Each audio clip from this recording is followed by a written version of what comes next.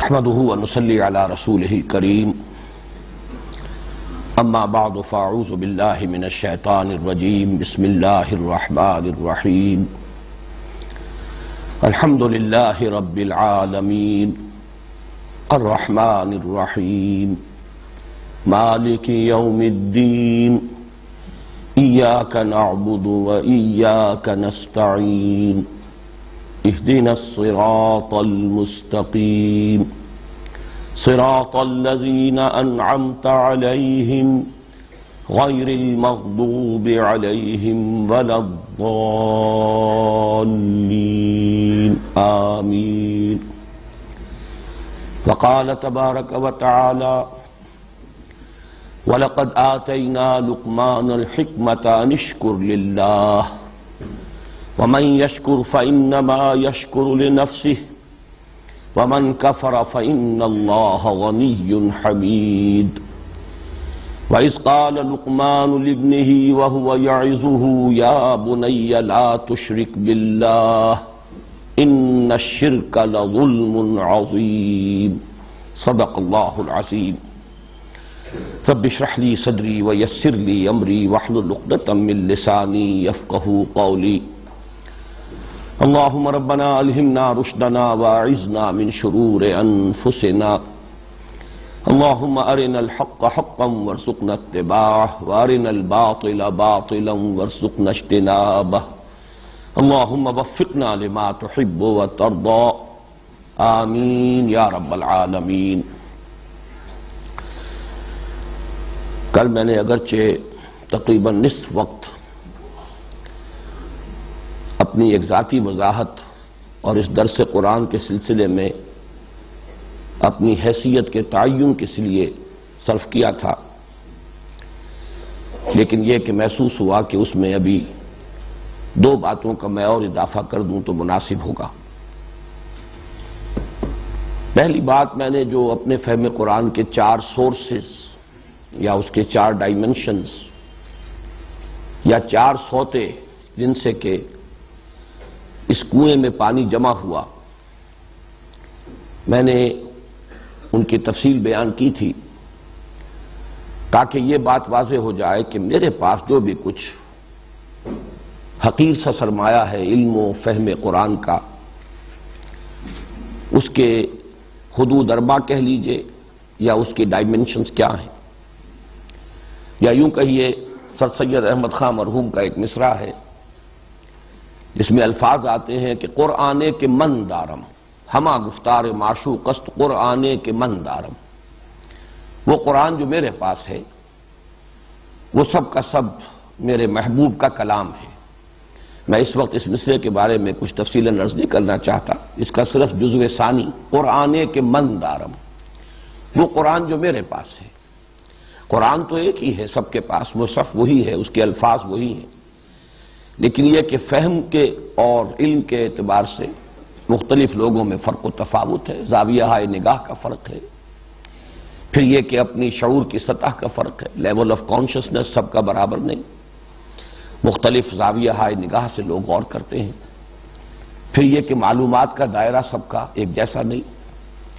اس اعتبار سے ہر شخص کے پاس اپنا ایک قرآن ہے، یعنی علم و فہم قرآن کا اپنا کچھ اثاثہ ہے، وہ اس کا اپنا سرمایہ ہے. اس کو یوں کہا جا سکتا ہے قرآن کے من دارم، یہ وہ قرآن ہے جو میرے پاس ہے، جو مجھے حاصل ہے. تو اس کے ضمن میں نے وہ 4 سورسز جو ہیں وہ معین کیے، لیکن میں چاہتا ہوں کہ ایک براڈر کانٹیکسٹ بھی آپ کے سامنے رکھ دوں کہ یہ جو 4 سورسز ہیں ان کا تعلق کن کن گوشوں سے ہے. اس ضمن میں صرف یہ تذکرہ کر رہا ہوں کہ 1976 کے دسمبر میں میرا ایک مفصل مضمون شائع ہوا تھا میثاق میں. اس مضمون میں میں نے پچھلی صدی کے آخری دہائی سے لے کر اور یہ جو 20ویں صدی عیسوی ہے اس کے تقریباً وسط تک جو کام قرآن حکیم کے تراجم اور تفاسیر کے ضمن میں بر عظیم پاک و ہند میں ہوا، اس کا ایک جائزہ پیش کیا تھا. یہ میں عرض کر دوں کہ اس عرصے میں تراجم قرآن اور تفاسیر قرآن پر جتنا کام بر عظیم پاک و ہند میں ہوا ہے دنیا کے کسی اور خطے میں نہیں ہوا. یہ ایک تحریک تھی، اگرچہ اس کے پہلو بہت سے تھے، بہت سی جہتیں تھیں، اس میں بہت سی روئیں ایسی بھی ہیں کہ جو بڑی گمراہی کی طرف نکل گئیں، بعض میں انتہا پسندی اس درجے کی آ گئی کہ وہ مفید سے زیادہ مضر بن گئی، پھر یہ کہ مختلف زاویہ نگاہ جو میں نے عرض کیا ہے وہ ان میں موجود ہیں۔ تو یہ جو ایک ہمارے ہاں تراجم اور تفاسیر قرآن کا کام ہوا ہے اس کا جائزہ تھا، اور یہ بہت پسند آیا تھا مولانا محمد یوسف بن نوری رحمۃ اللہ علیہ کو، انہوں نے ایک ملاقات میں اس کا تذکرہ بھی کیا۔ پھر اسی موضوع پر ایک کتاب انہوں نے عربی میں تصنیف کی تھی، وہ ہدیۃً مجھے عطا کی۔ اس سے بھی زیادہ اہم بات اس مضمون کے بارے میں یہ ہے کہ مولانا محمد زکریا شیخ الحدیث رحمہ اللہ، ان کے بارے میں عبد الملک جامعی، اب ان کا بھی انتقال ہو چکا ہے، مدینہ منورہ میں وہ قیام پاکستان کے فوراً بعد وہاں منتقل ہو گئے تھے اور وہیں ان کا انتقال ہوا ہے ابھی چند ماہ قبل۔ انہوں نے مجھے خط لکھا کہ یہ مضمون جو ہے اس کا تذکرہ ہوا مولانا زکریا رحمہ اللہ کے مجلس میں، اور انہوں نے مولانا علی میاں سے سوال کیا کہ آپ نے وہ مضمون پڑھا ہے؟ مولانا علی میاں نے فرمایا کہ نہیں، میری نگاہ سے تو نہیں گزرا۔ تو حضرت شیخ الحدیث نے کہا کہ لے جاؤ یہ پرچہ میثاق کا اور یہ مضمون پڑھو، اور پھر پرچہ مجھے واپس ضرور کر دینا۔ بہرحال یہ میں نے دو شہادتیں اس لیے پیش کی ہیں کہ آپ کے ذہن میں آئے کہ وہ مضمون جو ہے اللہ کے فضل و کرم سے بہت جامع ہو گیا تھا۔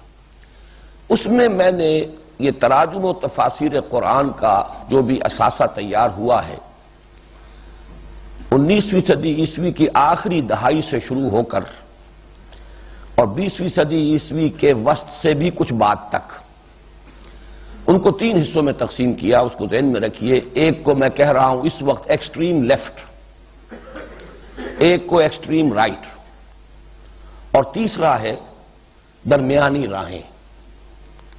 ایکسٹریم لیفٹ میں آخری ایکسٹریم پر میں شمار کر رہا ہوں غلام احمد قادیانی اور مولوی محمد علی لاہوری، انہوں نے بھی تراجم کا کام کیا، اور محمد علی لاہوری کی تفسیر تو انگریزی کی بھی بہت مشہور ہوئی اور بہت مقبول ہوئی اس زمانے میں، اور اردو میں بھی بیان القرآن کے نام سے تفسیر ہے۔ لیکن اس کے بارے میں نوٹ کر لیجئے کہ یہ سائنٹیفک ریشنلزم کی ساری گمراہیوں کے ساتھ ایک سوڈو اسپریچولزم، ایک روحانیت ہے، اگرچہ میں اسے سوڈو قرار دے رہا ہوں، حقیقی نہیں مصنوعی۔ یہ ان دو الفاظ کو جمع کر لیجئے تو وہ یہ قادیانیوں کا سلسلہ ہے تفاسیر کا۔ اس سے ذرا پھر آئیں گے درمیان کی طرف تو سر سید احمد خان مرحوم، اور پھر ان کے تابعین میں سے اور متبعین میں سے اور مقلدین میں سے علامہ مشرقی اور غلام احمد پرویز، ان کی بھی جو انتہا ہے وہی سائنٹیفک نیشنلزم، وہ اپنی پوری شدت کے ساتھ اس میں موجود ہے، اور بڑی بڑی گمراہیاں ان میں موجود ہیں۔ یہ تو ہے وہ ایکسٹریم لیفٹ۔ ایکسٹریم رائٹ پر ہمارے علماء جو قدیم مزاج رکھنے والے، سلف سے جڑے رہنے والے، جنہیں ہم کہیں گے قدیم نظام تعلیم سے جن لوگوں نے فیض اٹھایا، یہ ہمارے ہاں یہ پھر 3 حصوں میں منقسم ہیں: اہل حدیث، بریلوی اور دیوبندی۔ ان میں سے ایک شاخ سے مجھے بہت زیادہ مناسبت قائم ہوئی، اور وہ مولانا محمود حسن دیوبندی رحمہ اللہ، ان کا ترجمہ اور پھر ان کے جو حواشی ہے میں تذکرہ کر چکا ہوں کل تفصیل سے، جو مولانا شبیر احمد عثمانی نے مکمل کیے۔ یہ ایکسٹریم رائٹ ہے۔ درمیان میں 3 شاخیں ہیں۔ اس میں اب left to the centre, left کی طرف سے آئیں گے تو وہ انتہائی گمراہی والا حصہ نکال دیجئے، سر سید احمد خان مرحوم اور اس سے بھی آگے قادیانیوں کا کام۔ لیکن یہ کہ درمیانی راہوں میں لیفٹ ٹو دی سینٹر، اس لیے کہ اس میں بہرحال سائنس کے ساتھ ایک اعتناء ہے، کچھ نہ کچھ جدید ریشنلزم بھی ہے، لیکن میرے نزدیک اس میں گمراہی کا یا مغالطے کا عنصر بہت کم ہے ضرور۔ ان میں ڈاکٹر اقبال ہیں اور ڈاکٹر رفیع الدین ہیں، اور رائٹ ٹو دی سینٹر یہ مولانا ابوالکلام اور مولانا ابوالعلا مودودی، انہوں نے بہت حد تک اسلاف کے ساتھ اپنے آپ کو جوڑے رکھا ہے، کہیں کوئی میجر ڈیویشن نہیں ہے۔ جدید سائنٹیفک ریشنلزم سے بہت حد تک محفوظ رہے ہیں. البتہ تعبیرات ہیں، سائنٹیفک تعبیرات، لیکن یہ کہ اس میں اعتدال ہے. پھر یہ کہ ایک حرکت، ایک تحریک، ایک دعوت، اس کا انداز ہے. اور بالکل درمیان میں مولانا فراہی، مولانا اصلاحی، اس لیے کہ ان کا معاملہ جو ہے وہ واقعتاً ایسا ہے کہ انہوں نے قرآن ہی کو اپنا موضوع بنایا ہے. کسی اور شے سے دلچسپی مولانا فراہی کو تھی ہی نہیں، نہ سیاست سے، نہ کسی تحریک سے. وہ تو بالکل جیسے کہ میں نے کل عرض کیا تھا کہ جیسے کوئی شخص اپنے مائکروسکوپ کے لینس کو فوکس کر لیتا ہے، تو یہ کیفیت ہے در حقیقت مکتب فراہی کی. یہ ایک نیا مکتب فکر ہے تفسیر قرآن میں. تو یہ ہے اصل میں وہ پورا اسپیکٹرم جو ہے جس میں میں نے یہ تمام ایکسٹریم لیفٹ سے لے کر ایکسٹریم رائٹ تک اور درمیان میں یہ تین، اگرچہ یہ اس طرح کے علماء میں سے نہیں ہے کہ جو ہمارے ہاں سکہ بند علماء شمار ہوں، نہ علامہ اقبال، نہ ابوالکلام، نہ مولانا مودودی. مولانا فراہی اگرچہ پختہ عالم تھے، لیکن یہ کہ ان کو بھی کوئی ہمارا مکتبہ فکر جو ہے اس طریقے سے اون نہیں کرتا. تو یہ تین درمیانی راہیں ہیں. بہرحال یہ ہے در حقیقت وہ براڈر کانٹیکسٹ جس میں سے میں نے جب شعور کی آنکھ کھولی ہے تو جس سے میں نے استفادہ کیا، میں اس کی تفصیل جو ہے لکھ چکا ہوں. اور دعوت رجوع القرآن کا منظر اور پس منظر میں جو میں نے آج چند جملوں میں، چند منٹ میں جو مضمون بیان کیا، یہ بھی ایک تفصیل کے ساتھ ہے. یہ گمراہ جو شاخیں ہو گئیں وہ کس حد تک پہنچی ہیں، پھر ان کا پس منظر کیا ہے، اور یہ درمیانی راہیں جو ہیں اس کے یہ تین شعبے. بہرحال درمیانی جو تین ہیں ان میں سے تینوں سے مجھے اللہ کے فضل و کرم سے استفادہ ہوا ہے. اور یہ کہ جو ہمارا جو قدیم علماء ہے، راسخ العقیدہ علماء، سلف کے ساتھ جڑے ہوئے علماء، ان میں سے مولانا شیخ الہند اور علامہ شبیر احمد عثمانی، تو یہ میرے اس فکر قرآنی کے چار سوتے ہیں. اور ان سے وہ قرآن وجود میں آیا ہے جو میرے پاس ہے. میں اس کی وضاحت کر چکا ہوں، قرآن کے مندارم. دوسری بات جو میں نے عرض کی تھی کل کہ ان فضلہ کان علیک کبیرہ، اس کا جو بھی ایک ادنا سا عکس ہے میں محسوس کرتا ہوں اور اللہ کا شکر ادا کرتا ہوں. اس کا پہلا مظہر تو یہی کہ اللہ تعالیٰ نے ایسے حالات پیدا کر دیے کہ ان مختلف جو شاخیں ہیں فکر قرآنی کی ان سے ایک ربط قائم ہوا. یہ مواقع اللہ ہی عطا کرتا ہے. این سعادت بزور بازو نیست، تانا بخشت خدائے بخشندہ. پھر یہ کہ اس سے اخذ کی صلاحیت، پھر اس میں استقامت، یہ چیزیں بھی اللہ کی عطا کردہ ہوتی ہیں. اس پر میں نے اضافہ کیا تھا اللہ تعالیٰ نے ذہن منطقی عطا فرمایا اور مزاج فلسفیانہ، ذوق فلسفیانہ. اس پر ایک چیز کا اضافہ کر رہا ہوں، اگرچہ وہ اشارتاً تو بات ہوئی تھی، لیکن میں چاہتا ہوں کہ اہتمام کے ساتھ اس کا تذکرہ کروں. اس کا ایک خاص تعلق ہے ہماری قرآن اکیڈمی اور یہ قرآن کالج کے پروگرام سے کہ تعلیم میری ہوئی سائنس کی. اب یہ بھی اللہ تعالیٰ کی طرف سے تھا. میں آپ سے صحیح عرض کر رہا ہوں، it was none of my choice. جب میٹرک کا رزلٹ آیا ہے اور میرے 718 نمبر 850 میں سے یہ 12 جولائی 1947 کو لاہور ہی میں ہم نے اپنا رزلٹ سنا تھا. میں نے آ کر میرے بڑے بھائی اظہار احمد صاحب ساتھ تھے. اب اس کے بعد سوال پیدا ہوا کہ پھر اب کون سی لائن جو ہے اختیار کرنی چاہیے. میرا کوئی چوائس نہیں تھا، بھائی جان نہیں طے کیا. چنانچہ جب گورنمنٹ کالج میں ہم پہنچے ہیں اور فارم لیا داخلے کا تو انہوں نے میڈیکل، پری میڈیکل جو میڈیکل گروپ کہلاتا تھا ایف ایس سی کا، وہ انہوں نے خود بھر دیا. غالباً ان کا خیال یہ ہوگا کہ انہوں نے انجینئرنگ کر لی ہے تو چلیے خاندان میں ایک کھوٹا جو ہے وہ انجینئرنگ میں اگر گڑ گیا ہے تو پھر ایک جو ہے ڈاکٹری کا کھوٹا جم جائے. بہرحال اس میں میرا کوئی چوائس نہیں. یہ میں سمجھتا ہوں کہ حالات و واقعات کے اعتبار سے کہا جائے گا بڑے بھائی کا فیصلہ ہے، حقیقت کے اعتبار سے اللہ کا فیصلہ ہے. اس لیے کہ بعد میں جب بھی میں نے سوچا میرے مزاج کی مناسبت اگر تھی تو یا تو لیگل پروفیشن سے تھی، اور مجھ سے بہت سے لوگوں نے کہا کہ اگر تم وکالت کا پیشہ اختیار کرتے تو بہت کامیاب رہتے. لیکن یہ بات تو دوسروں کی تھی. میرا اپنا ہمیشہ یہ خیال رہا ہے کہ میں تدریس اور تعلیم کے پیشے سے وابستہ ہوتا تو شاید سب سے زیادہ مناسبت میرے مزاج کو اسی سے ہے، اور مجھے اس سے خوشی بھی ہے. اس لیے کہ نبی اکرم صلی اللہ علیہ وسلم نے فرمایا ہے انما بعثت معلما، میں تو معلم بنا کر بھیجا گیا. تو گویا کہ یہ تدریس اور تعلیم جو ہے اس کا ایک مناسبت ہے اس کی نبی اکرم صلی اللہ علیہ وسلم کے مزاج کے ساتھ. تو میں اس پر بھی اللہ کا شکر ادا کرتا ہوں کہ پھر عرض کروں گا کہ ایک ادنا سا عکس کہ مجھے بھی زیادہ مناسبت جو ہے وہ تدریس اور تعلیم سے، لیکن یہ کہ میڈیکل پروفیشن، جبکہ اللہ کے علم میں تو تھا کہ وہ مجھے پرسو بھی نہیں کرنا، 16 برس میں نے پریکٹس کی لیکن پھر میں نے چھوڑ دیا۔ ویسے ایجوکیشن کے دوران ہی اصل تو میں فیصلہ کر چکا تھا کہ یہ مجھے اس کو ان دی رائٹ ارنسٹ جو کہا جاتا ہے پروفیشن کو اختیار نہیں کرنا ہے۔ اس میں اگرچہ ایک مناسبت مجھے قائم ہو گئی تھی سائیکالوجی سے، اور سائیکولوجیکل میڈیسن کی طرف کچھ رجحان تھا کہ اگر کروں گا تو ڈی پی ایم کروں گا، ڈپلوما ان سائیکولوجیکل میڈیسن۔ لیکن یہ کہ جس درجے میں میری ایک وابستگی ہو گئی تھی تحریک اسلامی کے ساتھ، اسلامی جمعیت طلبہ کے ساتھ نہایت فعال انداز میں، اور میری زندگی میں ترجیح اول جو ہے اس حرکت اور دعوت اور انقلابی جد و جہد کو قائم ہو چکی تھی اپنے میڈیکل کالج کے دوران ہی، ظاہر بات ہے کہ اس کے ساتھ پھر کسی بھی پروفیشن کے ساتھ اس طرح کی وابستگی نہیں رہتی۔ لیکن بعد میں مجھے یہ احساس ہوا، اور اسی کے لیے میں نے یہ چند منٹ آپ کے لیے ہیں اس موضوع پر، کہ ایف ایس سی میڈیکل جو کرتا ہے ہمارے ہاں ہمارے نظام تعلیم میں، اس کا سائنٹیفک علم کا ایک بیک گراؤنڈ ایسا بن جاتا ہے، مبادیات جو ہیں اس کا بڑا براڈ سپیکٹرم ہوتا ہے، جس کو کہ ڈاکٹر رفیع الدین فرمایا کرتے تھے، science of the dead matter and science of the living matter. یہ در حقیقت دو ہیں دائرے، فزکس کیمسٹری، یہ science of the dead matter. اس میں اور بھی ہے، جیولوجی ہے اور کاسمولوجی ہے اور اسٹرانومی ہے، یہ سب ہوں گے، لیکن یہ کہ فزکس کیمسٹری یہ دو اہم گوشے ہیں science of the dead matter کے، اور زوالوجی اور باٹنی یہ science of the living matter.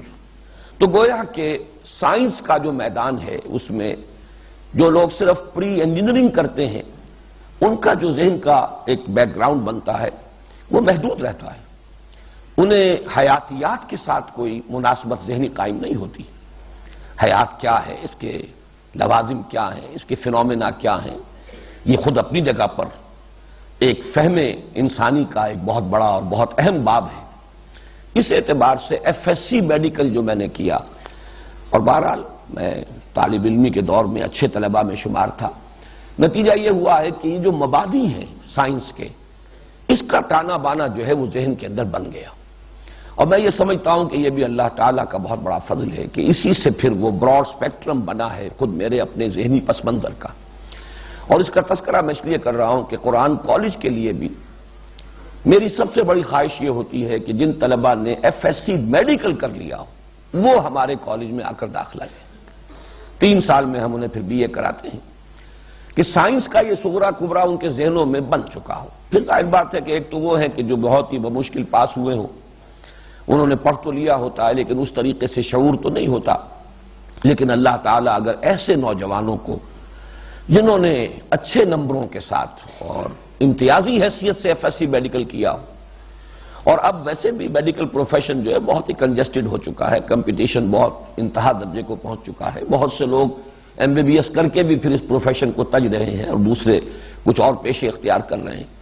تو اگر آپ کے عزیزوں میں سے، آپ کے جاننے والوں میں سے، ان نوجوانوں میں سے کہ جو ایف ایس سی میڈیکل کر رہے ہوں اور امتیازی حیثیت سے کر کے پھر وہ اپنا ٹارگٹ بنائیں، اپنا موٹو بنائیں، خیرکم من تعلم القرآن وعلمہ، اس کے لیے اپنی زندگی کو وقف کریں، تو یہ گویا کہ وہ جو میں نے کل عرض کیے تھے کہ 6 لیول سامنے ہیں، تخلیقی کام، تحقیقی کام، پھر تدریسی یا تفسیری کام، پھر یہ تبلیغ اور تبیین، تو ان کے لیے سب سے زیادہ جو موزوں نوجوان اس دور میں ہیں وہ ہوں گے کہ جنہوں نے ایف ایس سی میڈیکل کیا ہو، پری میڈیکل کے ساتھ ایف ایس سی کیا ہو، تاکہ ان کا یہ سائنٹیفک جو علم ہے اس کا سپیکٹرم خاصا براڈ ہو، اور اس کے ساتھ پھر اب وہ پیالہ اور ظرف جو ان چیزوں سے وجود میں آیا ہو اس میں وہ علم قرآن اور فہم قرآن کو ڈھیلنے کی کوشش کریں۔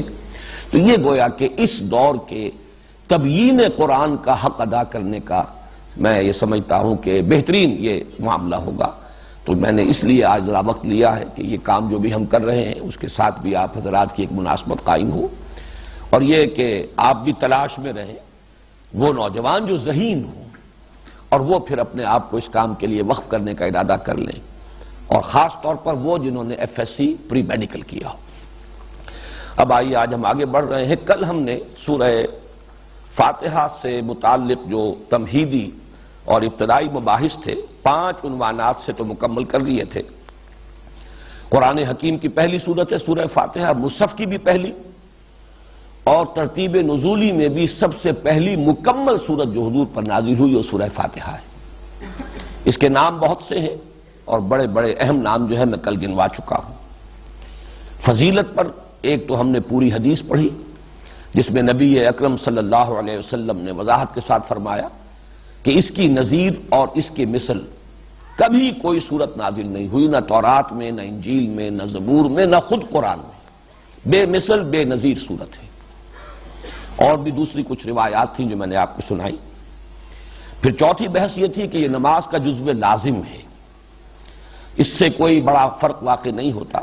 جب بھی کوئی شخص اکیلا نماز پڑھے گا، چاہے وہ حنفی ہو، مالکی ہو، شافعی ہو، حنبلی ہو، اہل حدیث ہو، جب تنہا نماز پڑھے گا تو ظاہر بات ہے ہر رکعت میں سورہ فاتحہ کو پڑھے گا لازماً۔ تو اس حدیث پر اس درجے میں تو عمل متفق علیہ، سب کے نزدیک لازمی۔ البتہ یہ ہے کہ اختلاف ہو جاتا ہے جب جماعت کی شکل میں پڑھا جا رہا ہو نماز کو، تو آیا امام کی قرات جو ہے کفایت کر جائے گی مقتدی کے لیے یا مقتدیوں کو بھی پڑھنا ہے؟ میرے نزدیک چونکہ بعد کے سوال جواب کے سیشن میں کچھ اس پر رد و قضا ہوئی تھی، میں چاہتا ہوں کہ مزید واضح کر دوں، اس کی قطعاً کوئی اہمیت نہیں۔ اور ہمارے جو یہ ائمہ ہیں جنہوں نے غور و فکر کیا، استنباط کیا ہے، قرآن سے کیا ہے، احادیث نبویہ سے کیا ہے، پھر احادیث میں ترجیح دینی ہوتی ہے، کون سی حدیث زیادہ قوی ہے، کون سی راجح ہے، کون سی مرجوح ہے، کون سی ضعیف ہے اور کون سی قوی تر ہے وغیرہ۔ بہرحال یہ جو 3 مسلک ہیں جن میں معتدل مسلک وہ ہے جس پر خود میرا عمل ہے، اور وہ امام مالک رحمہ اللہ کا ہے کہ جب امام جہری رکعت پڑھ رہا ہے اور سورہ فاتحہ بلند آواز سے پڑھتا ہے تو مقتدیوں کو چاہیے کہ سنیں، خاموش رہیں، گویا کہ قرآن مجید کے اس حکم پر عمل کریں، فَإِذَا قُرِئَ الْقُرْآنُ فَاسْتَمِعُوا لَهُ وَأَنصِتُوا۔ جب سری رکعت ہے وہ بھی خاموشی سے پڑھ رہا ہے تو مقتدیوں کو بھی چاہیے کہ وہ پڑھ لیں۔ یہ درمیانی بات ہے۔ ایک انتہائی مسلک جو ہے وہ احناف کا ہے کہ کسی بھی حالت میں مقتدی کو سورہ فاتحہ نہیں پڑھنی، اور دوسرا انتہائی مسلک شوافع کا ہے، ہر حال میں چاہے سری ہو اور چاہے جہری ہو ان میں ہر حال میں مقتدی کو بھی پڑھنا ہے۔ اس کے بعد 5ویں بحث تھی کہ یہ نماز کا صرف جزو لازم ہی نہیں، اصل نماز ہے، اور اس کے لیے یہ حدیث مبارک، حدیث قدسی کہ اللہ تعالیٰ نے خود سورہ فاتحہ ہی کو الصلاۃ قرار دیا ہے۔ قسمت الصلاۃ بینی و بین عبدی نصفین فنصفھا لی ونصفھا لعبدی، میں نے اس نماز کو اپنے اور اپنے بندے کے مابین 2 حصوں میں تقسیم کر دیا ہے، تو اس کا آدھا میرے لیے ہے اور آدھا میرے بندے کے لیے ہے۔ وَلِعَبْدِي مَا سَأَلَ، اور میرے بندے کے لیے ہے جو اس نے مانگا، جو درخواست اس نے کی ہے وہ میں نے منظور کی۔ اس کی مزید شرح بھی ہے، اس کی آپ کو ایک کاپی آج ہدیۃً مل جائے گی، اور یہ ایک تحفہ ہوگا ہماری طرف سے، اس کو سامنے رکھیے، اس حدیث کو یاد کیجئے۔ پھر اس کی جو تاثیر ہے سورہ فاتحہ کی کہ واقعتاً اگر قلب کی گہرائی سے یہ الفاظ نکل رہے ہوں، اور قلب کے ساتھ ہی نوٹ کیجئے شعور کی گہرائی، انسان میں یہ 2 فیکلٹیز ہیں جو ٹاپ پر ہیں، ہیڈ اینڈ ہارٹ، قلب اور عقل، دل اور دماغ، ان دونوں کی ہم آہنگی کے ساتھ اور دونوں کی گہرائیوں سے جب یہ اس سورہ مبارکہ کے الفاظ کسی نمازی کے زبان سے ادا ہوں تو تاثیر کا یہ عالم ہے کہ افلاک سے آتا ہے نالوں کا جواب آخر، کرتے ہیں خطاب آخر، اٹھتے ہیں حجاب آخر، اللہ تعالیٰ ایک ایک لفظ کے ساتھ گویا کہ جواب دیتے ہیں۔ اذا قال العبد، جب بندہ یہ کہتا ہے الحمدللہ رب العالمین، قال اللہ تعالی، اللہ تعالیٰ فرماتا ہے حمدنی عبدی، میرے بندے نے میری حمد کی، میری تعریف کی۔ وَإِذَا قَالَ الْعَبْدُ الرحمن الرحیم، یقول اللہ تعالی اثنى علی عبدی، میرے بندے نے میری ثنا کی۔ جب بندہ کہتا ہے مالک یوم الدین، اللہ تعالیٰ فرماتا ہے مجدنی عبدی، میرے بندے نے میری تمجید کی، میری بزرگی بیان کی۔ جب بندہ کہتا ہے ایاک نعبد و ایاک نستعین، اللہ فرماتا ہے ھذا ما بینی و بین عبدی، یہ ہے میرے اور میرے بندے کے مابین۔ میں نے کل لفظ استعمال کیا تھا، یہاں مصافحہ ہو رہا ہے، یہاں معاہدہ ہو رہا ہے، یہاں مبایعت ہے، بیعت ہو رہی ہے اللہ کے ساتھ، ایاک نعبد و ایاک نستعین، یہ میثاق ہے، یہ عہد ہے، قول و قرار ہے، معاہدہ ہے۔ تو ھذا ما بینی و بین عبدی، لیکن چونکہ اس میں استعانت بھی ہے، مدد چاہتے ہیں، وَلِعَبْدِي مَا سَأَلَ، اور میرے بندے نے جو مانگا میں نے دیا، میری اعانت اس کو حاصل رہے گی۔ اور جب بندہ کہتا ہے اهدنا الصراط المستقیم صراط الذین انعمت علیہم غیر المغضوب علیہم ولا الضالین، قال اللہ تعالی، اللہ فرماتا ہے ھذا لعبدی، یہ کل کی کل یہ 3 آیات میرے بندے کے لیے ہیں۔ وَلِعَبْدِي مَا سَأَلَ، ہدایت اس کی ضرورت ہے، اس کی اس نے درخواست کی ہے، منعم علیہم میں شامل ہونے کی اس کی خواہش ہے، مغضوب علیہم سے بچنے کا اس کا ارادہ ہے، ضالین کے زمرے میں وہ شامل نہیں ہونا چاہتا۔ یہ سب میرے بندے کی احتیاج ہے، اور میں نے دیا اپنے بندے کو جو اس نے مجھ سے مانگا، گرانٹڈ، یہ اللہ کی طرف سے عطا ہو گیا۔ وَلِعَبْدِي مَا سَأَلَ، تو یہ روایت ہے مسلم شریف کی، اور حضرت ابو ہریرہ اس کے راوی ہیں۔ اب ہے آج کا ہمارا موضوع، چھٹا عنوان ہے، اور یہ اس کے بنیادی مباحث میں سے آخری لیکن اہم ترین موضوع ہے۔ اس سورہ مبارکہ کا جو اصل مضمون ہے وہ کیا ہے، اور اس کے لیے اصل میں ذہن میں یہ رکھیے کہ یہ معین کیا جائے کہ یہ کس لیول پر بات کر رہی ہے، اور قرآن حکیم کا اصل مخاطب کون ہے۔ ویسے تو ہم کہیں گے یہ ہدی للناس، تمام انسانوں کے لیے ہدایت اور رہنمائی بن کر آئی ہے یہ قرآن مجید، یہ کتاب اللہ کی، لیکن یہ ہے کہ ہر کتاب اپنا ایک معین کرتی ہے کہ اصل اس کا ہدف کون ہے، اصل مخاطب کون ہے، اصل گفتگو کس سے ہو رہی ہے۔ اصل میں اسی کو جب ہم معین کریں گے تو یہ بات سامنے آئے گی کہ حکمت قرآنی کی اساس کیا ہے، قرآن مجید کی حکمت کا نقطہ آغاز کیا ہے، اور اسی سے یہ بات جو ہے واضح ہوگی جو کل ہم نے ناموں کے ضمن میں یہ بات سمجھی اور معلوم کی کہ اسے اساس القرآن بھی کہا گیا، ام القرآن بھی کہا گیا، قرآن کی جڑ ہے، قرآن کی بنیاد ہے، قرآن کی اساس ہے، کس معنی میں، کس اعتبار سے۔ تو اس کا تعین ہوگا اور اس بات کی نشاندہی ہوگی اس سے کہ ہم معین کریں کہ قرآن کا اصل مخاطب کون ہے۔ باقی لوگ طبعاً مخاطب ہو جائیں گے، اصلاً مخاطب، طبعاً مخاطب، یہ 2 الفاظ ذہن میں رکھ لیجئے۔ تو میں وہ چند الفاظ میں پہلے معین کر دوں، قرآن کے اصل مخاطب وہ سلیم الفطرت اور سلیم العقل انسان ہے جو حقیقت کا اجمالی ادراک از خود کر لیتے ہیں، لیکن پھر عملی ہدایت کے طالب ہوتے ہیں۔ اب یہاں ہدایت کو 2 حصوں میں تقسیم کر لیجئے، ایک نظری ہدایت ہے، آپ کہہ سکتے ہیں سمجھانے کے لیے فلسفیانہ ہدایت، یہ کائنات کیا ہے، اس کی حقیقت کیا ہے، یہ خود بخود بنی ہے یا کسی نے بنائی ہے، جو کچھ ظواہر اور مظاہر ہیں بس یہی کچھ ہے، یا ان مظاہر کے پیچھے کوئی اور حقیقت کبریٰ ہے جو چھپی ہوئی ہے۔ پھر یہ کہ ہماری زندگی کی حقیقت کیا ہے، خیر اور شر کوئی مستقل چیزیں ہیں یا صرف only thinking makes it so والی بات ہے، نتھنگ از گڈ اور bad, only thinking makes it so, یا یہ کہ واقعتاً خیر اور شر مستقل کوئی اقدار ہیں۔ پھر اگر اقدار ہیں خیر اور شر تو پھر ان کا نتیجہ کوئی نکلے گا، کہاں نکلے گا؟ اس دنیا میں تو بظاہر الٹے نتیجے بھی نکلتے نظر آتے ہیں، خیر کا نتیجہ لازماً خیر نکلتا شاذ ہی نظر آتا ہے کہیں، بلکہ یہ کہ لینے کے دینے پڑ جاتے ہیں۔ آپ بھلائی کیجئے تو ضروری نہیں کہ آپ کے ساتھ بھلائی ہو، آپ کے ساتھ ہو سکتا ہے کہ برائی ہو، بلکہ یہ کہ دنیا کا عام جو مشاہدہ وہ تو یہی ہے کہ گندم از گندم بے روید جو سے جو والا معاملہ نہیں۔ اس اعتبار سے حقیقت ہے کیا، یہ جو ایمان کا اصل موضوع ہے جس پر کہ 5 میں نے لیکچرز دیے تھے اسی سال حقیقت ایمان کے عنوان سے، تو یہ ہے اصل میں وہ ہدایت نظری۔ قرآن مجید کا موقف یہ ہے کہ یہ ہدایت نظری یا ہدایت فکری یا یہ علم حقیقت فطرت انسانی میں ودیت شدہ موجود ہے، اس کے لیے انسان خارج سے کسی مدد کا محتاج نہیں ہے۔ یہ بات ذرا نوٹ کر لیجئے، میں بہت زور دے کر کہہ رہا ہوں، یہ ہدایت فطرت میں ہے، ودیت شدہ ہے، انسان کو اللہ نے دنیا میں بھیجا ہے، یہ ہدایت دے کر بھیجا ہے، یہ اس کی فطرت میں، اور اس کو صحیح معین کیجئے تو روح انسانی میں یہ جملہ حقائق موجود ہیں، یہ پوری معرفت، یہ پورا فہم، یہ پورا علم موجود ہے۔ البتہ پھر اس کی ایکسفولیشن ہوتی ہے، اور ایکسفولیشن ہوگی کہ صحیح الفطرت یا سلیم الفطرت انسان اگر ساتھ ہی صحیح العقل بھی ہو اور سلیم العقل بھی ہو تو جب وہ غور و فکر کے مراحل طے کرتا ہے تو ان حقائق تک خود اس کی رسائی ہو جاتی.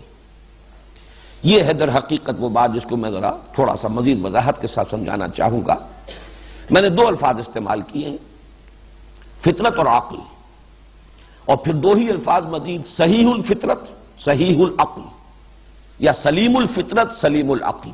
سلیم کا لفظ بھی عربی زبان میں آتا ہے سلامتی، سالم، کوئی چیز سالم ہے، ٹوٹی نہیں ہے، اور صحیح ہے. سلیم اس کو بھی کہتے ہیں کہ کوئی اس پر حملہ آور نہ ہو گیا ہو، کوئی اور شے اس کے اوپر غالب نہ ہو گئی ہو، محفوظ ہو. تو فطرت اپنی اصلیت پر اگر محفوظ ہے، برقرار ہے، سلیم ہے، صحیح ہے.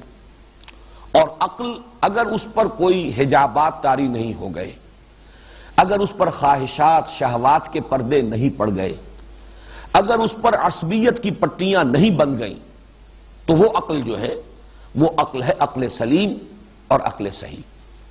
ان دونوں کے امتزاج سے، اور اس کے لیے نوٹ کر لیجئے، فطرت کے لیے قرآن مجید میں الفاظ آئے ہیں. سورہ روم کی آیت نمبر 30 ہے، فطرت اللہ التی فطر الناس علیہا. اس کو فطرت اللہ کہا گیا، اللہ کی فطرت. اسی پر اللہ نے انسانوں کو بنایا ہے، اور انسانوں کو بنانے سے مراد کیا ہے؟ ارواح انسانیہ جو ہے در حقیقت وہ فطرت اللہ سے متعلق ہے.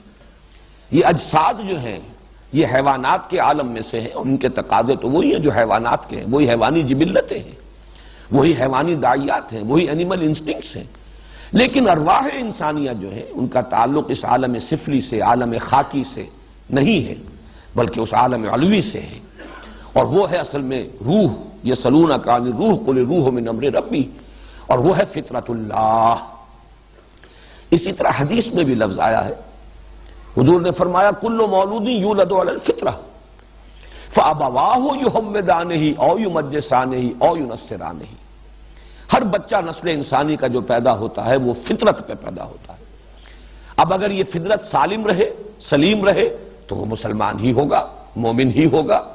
لیکن یہ اس کے والدین ہیں جو اسے یہودی یا مجوسی یا نصرانی بنا لیتے ہیں. یعنی یہ اضافی اثرات ہیں، یہ پردے پڑتے ہیں ماحول کے، تعلیم کے. اس کی وجہ سے کوئی شخص یہودی بن گیا، کوئی ہندو بن گیا، کوئی مجوسی بن گیا، کوئی نصرانی بن گیا. لیکن پیدائشی طور پر ہر بچہ فطرت اسلام، فطرت سلیم لے کر آتا ہے. اسی کے لیے قرآن مجید میں لفظ قلب بھی آیا ہے، الا من اتى اللہ بقلب سلیم. جو اللہ کی طرف بڑھتا ہے، متوجہ ہوتا ہے قلب سلیم کے ساتھ. اور سورہ صافات کی آیت نمبر 84 میں فرمایا حضرت ابراہیم کے بارے میں، اذ جاء ربہ بقلب سلیم. وہ قلب سلیم کے ساتھ اپنے رب کی طرف متوجہ ہوا. یہ میں نے قرآن مجید سے 3 شواہد، ایک تو یہ کہ فطرت اللہ، قلب سلیم، اور حدیث سے کل مولود یولد علی الفطرہ. یہ ہے در حقیقت فطرت صحیح، فطرت سلیم. عقل جو ہے اللہ تعالیٰ نے بہت بڑی شے انسان کو دی ہے، اس میں کوئی شک نہیں. اس عقل کے بارے میں اگرچہ ہمارے ہاں بہت سی جو ہے صوفی مزاج بزرگ جو ہیں اس کی نفی کرنے پر جب آتے ہیں تو انتہا پسندی کا شکار وہ بھی ہو جاتے ہیں. ہر طرف جو ہے آپ کو نظر آئے گا ایکسٹریمزم. لیکن بڑی اس کے اندر جو معتدل اور درمیانی بات ہے وہ یہ ہے کہ عقل بہت بڑی شے ہے، لیکن محض عقل جو ہے انسان کو کفایت نہیں کرتی. کہاں کفایت نہیں کرتی وہ میں بعد میں بیان کروں گا. لیکن یہ کہ اس کو یہ نہیں سمجھنا چاہیے کہ یہ انسان کی رہنمائی کرتی ہی نہیں. یقیناً انسان کی رہنمائی کرتی ہے، لیکن اس کی کچھ لیمیٹیشنز ہیں، اس کی کچھ حدود ہیں. ان حدود سے آگے وہ نہیں بڑھ سکے گی. لیکن وہ جو لیمٹس ہیں وہ خود بہت عظیم ہیں. ان کی حد تک بھی عقل جو ہے انسان کی، جیسے کہ وہ اقبال کا مصرع مجھے یاد آیا، غالب کے بارے میں کہا ہے کہ فکر انسان پر تیری ہستی سے یہ روشن ہوا ہے پرے مرغ تخیل کی رسائی تا کجا. تو عقل انسانی کی رسائی بھی بہت دور تک ہے، بشرطے کہ اس پر خواہشات، شہوات، جذبات اور تعصبات کے پردے نہ پڑ جائیں.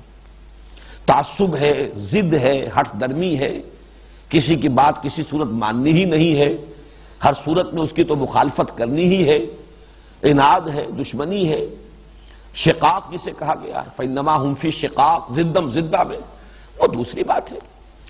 تو اس کی فیکلٹی جو ہے ریزننگ کی وہ کلاؤڈ ہو جائے گی، اس کے اوپر غبار آ جائے گا، وہ صحیح رخ پر رہنمائی نہیں کرے گی۔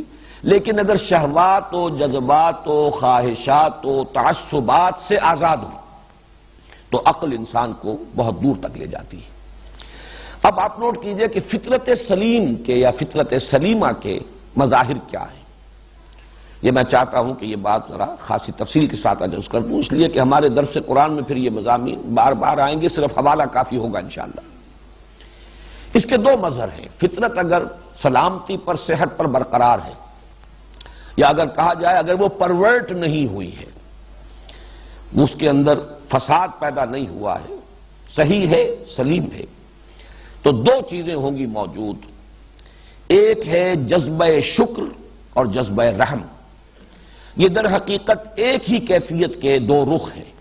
شکر کیا ہے؟ کہ اگر آپ کے ساتھ کوئی بھلائی کرے، آپ کی کوئی ضرورت پوری کرے، آپ کی تکلیف میں آپ کی کوئی مدد کرے، تو ایک خاص رد عمل طبیعت کے اندر ابھرنا چاہیے، جسے ہم تشکر کہتے ہیں۔ احسان مندی کے جذبات قلب میں ابھرنے چاہیے۔ اگر نہیں ابھرتے، بے حس ہو گیا انسان، منعم اور محسن کے لیے یہ جذبات تشکر اس کی فطرت سے، اس کے قلب کی گہرائیوں سے یہ چشمہ نہیں ابلتا، تو معلومہ سوتا خشک ہو چکا، فطرت پرورٹ ہو چکی۔ اسی کا دوسرا رخ ہے رحم۔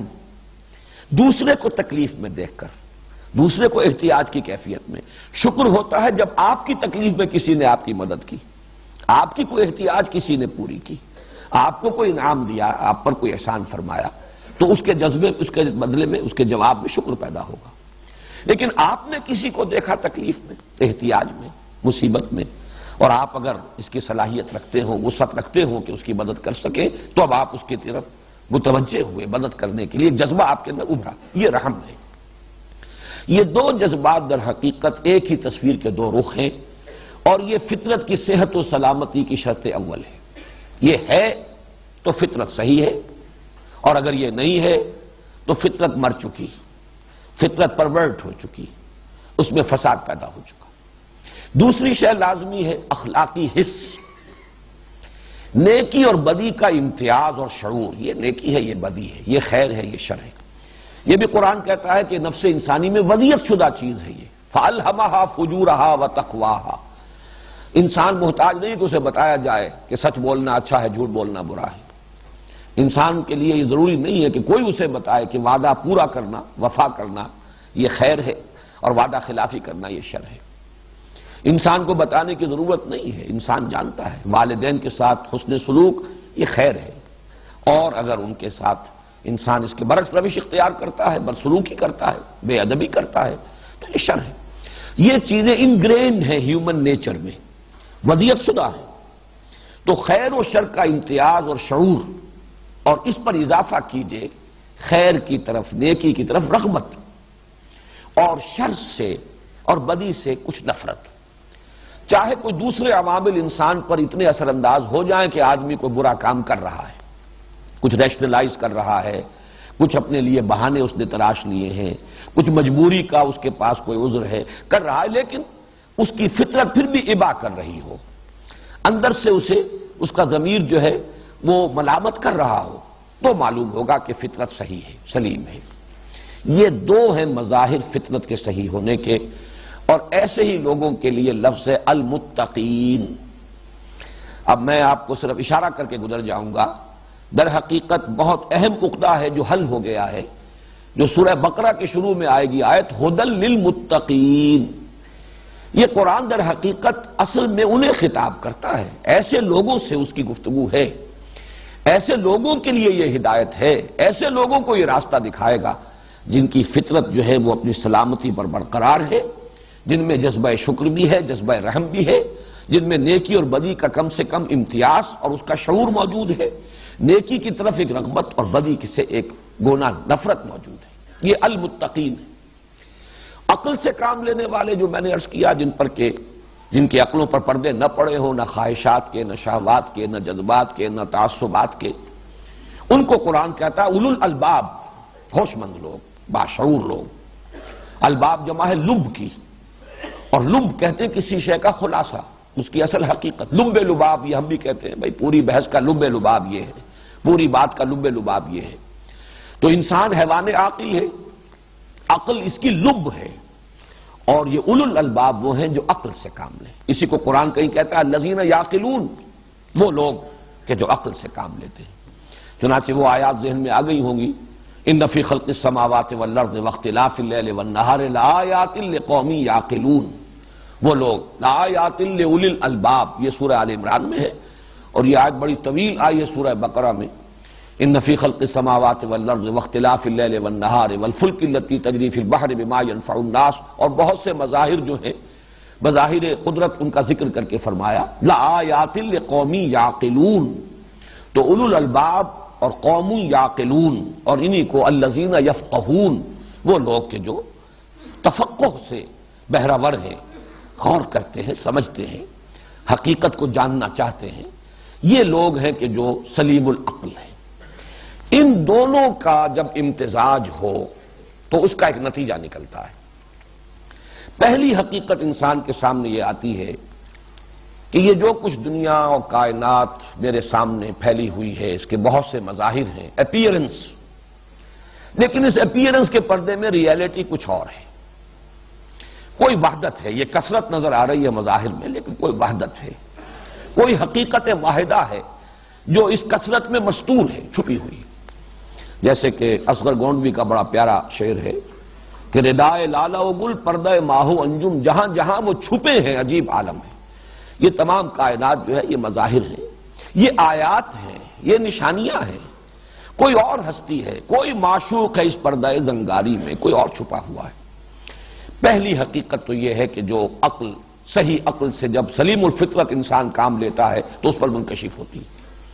اسی کے سلسلے میں کنفیوشس کا یہ قول نقل کر لیجئے اور یہ نوٹ کر لیجئے کہ there is nothing more certain, nothing more real than what cannot be seen, and there is nothing more certain than what cannot be heard. ان آنکھوں سے دیکھی جانے والی حقیقتوں اور ان کانوں سے سنی جانے والی باتوں سے کہیں زیادہ یقینی چیزیں وہ ہیں اور حقیقی چیزیں وہ ہیں جو نہ ان آنکھوں سے دیکھی جا سکتی ہیں نہ ان کانوں سے سنی جا سکتی ہیں۔ حقیقت جو ہے وہ ہمارے حواس کی سرحدوں سے کہیں دور ہے، کہیں ماوراء ہے۔ پھر یہ کہ جذبہ تشکر انسان کا، اب میری زندگی ہے، میری احتیاجات ہیں، میری ضرورتیں ہیں، یہ بہم پہنچ رہی ہیں، میرے والدین ہیں، میری ماں کی مامتا، میرے والد کی محبت، میرے بھائیوں اور بہنوں کی اخوت، ان کی محبت، پھر میری قوم جو میرے لیے ایک حفاظت کا حصار ہے، میرا قبیلہ ہے، پھر یہ تمام ارض و سما، یہ سورج اور چاند اور یہ ہوائیں اور پانی، میری ضرورت کی چیزیں ان سے بہم پہنچ رہی ہیں، لیکن یہ کہ اصل رب کوئی اور ہے جس کے قبضہ قدرت میں یہ سارا کارخانہ قدرت ہے۔ یہ عقل کی دوسری چھلانگ ہے۔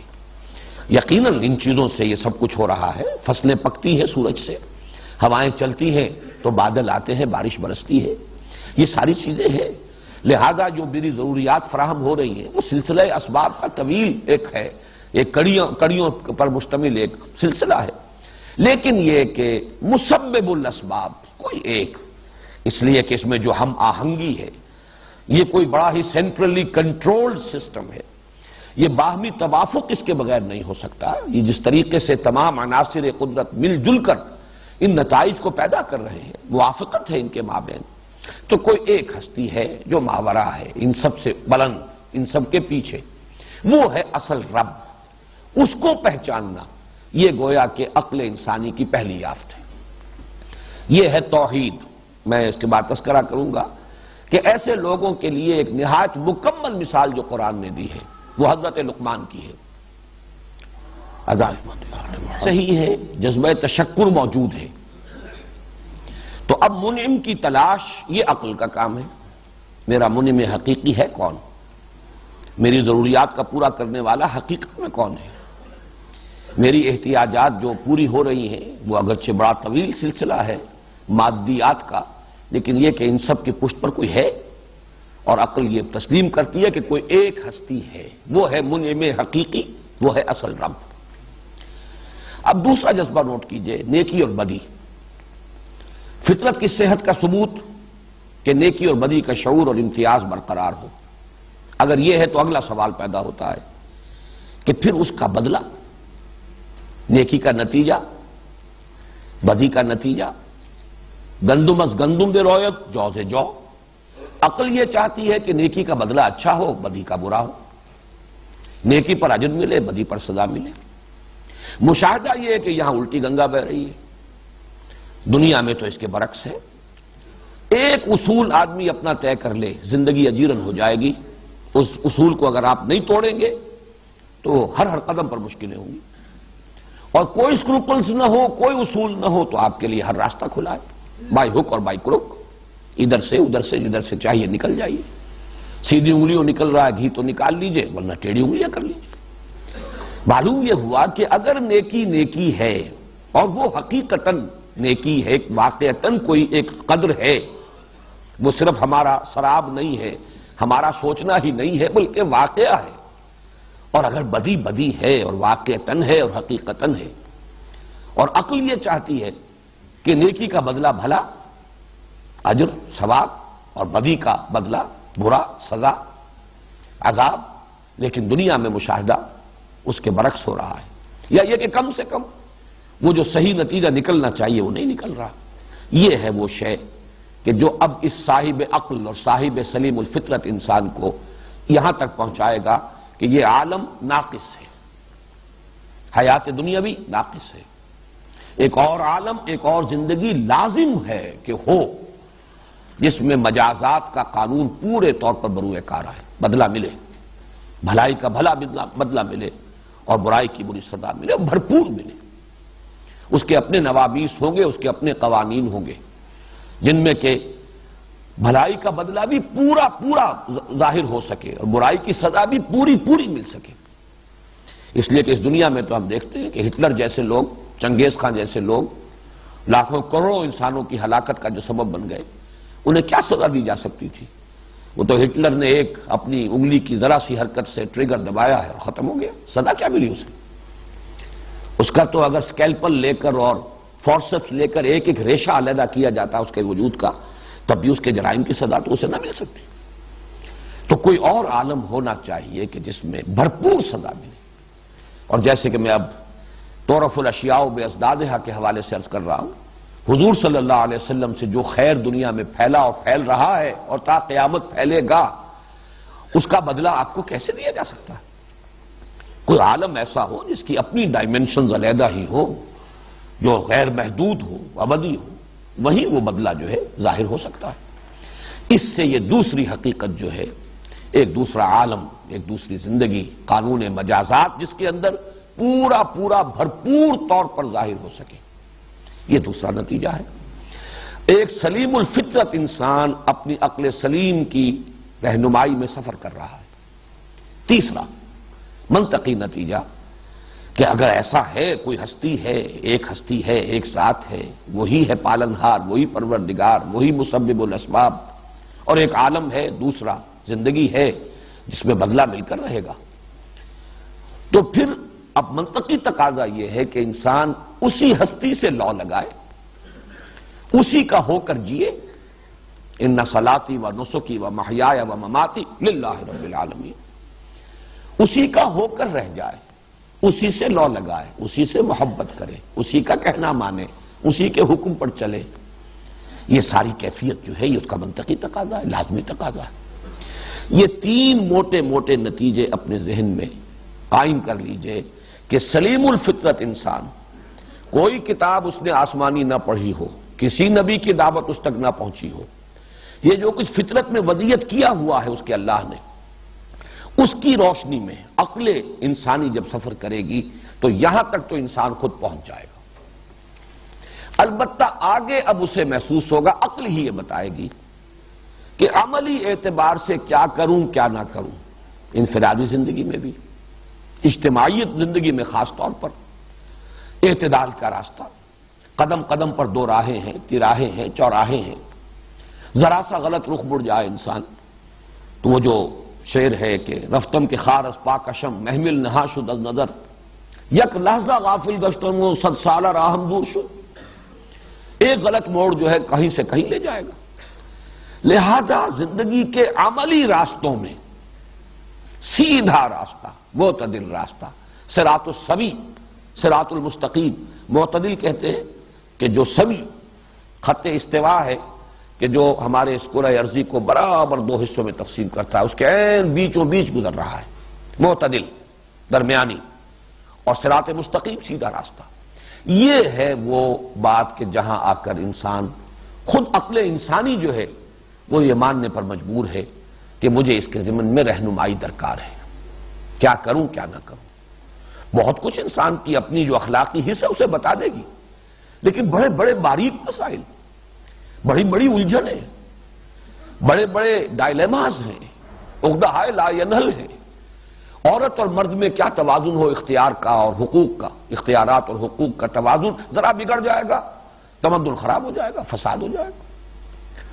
اسی طریقے سے فرد اور اجتماعیت میں حقوق اور فرائض کا کیا توازن ہو، اگر فرد کی طرف جھک جائے گا انارکی تک جا سکتی ہے بات، اور اگر اجتماعیت کو زیادہ حقوق دے دیے جائیں تو ایک ٹوٹلیٹیرین سوسائٹی، ایک جبر بحث کی کیفیت پیدا ہو جائے گی۔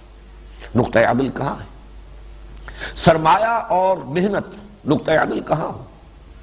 سرمایہ کی طرف ذرا پلڑا جھک جائے تو مزدور پر ظلم ہوتا، اور اگر مزدور کو زیادہ حقوق دے دیے جائیں تو سرمایہ شاہی ہو جاتا ہے، پیچھے ہٹ جاتا ہے، اس لیے کہ پھر اس کے لیے انسینٹیو باقی نہیں رہتا۔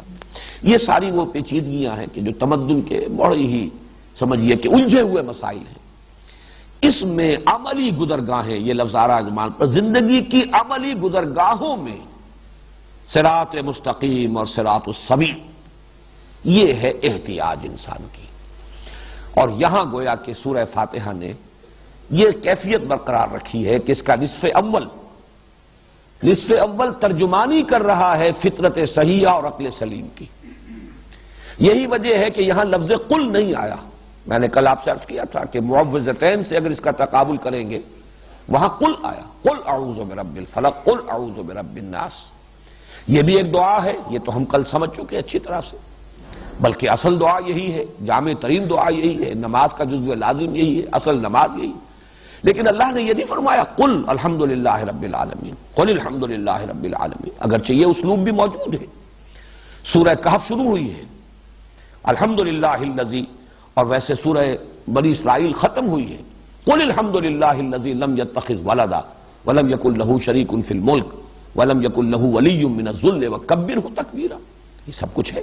لیکن یہاں تو الحمدللہ رب العالمین الرحمن الرحیم، گویا کہ ایک سلیم الفطرت صحیح العقل انسان کہے گا، خود کہے گا، یہ اس کی اپنی باطنی کیفیت ہے، یہ اس کے اپنے خیالات ہیں، چاہے وہ ان کو الفاظ کا جامہ پہنانے پر قادر نہ ہو۔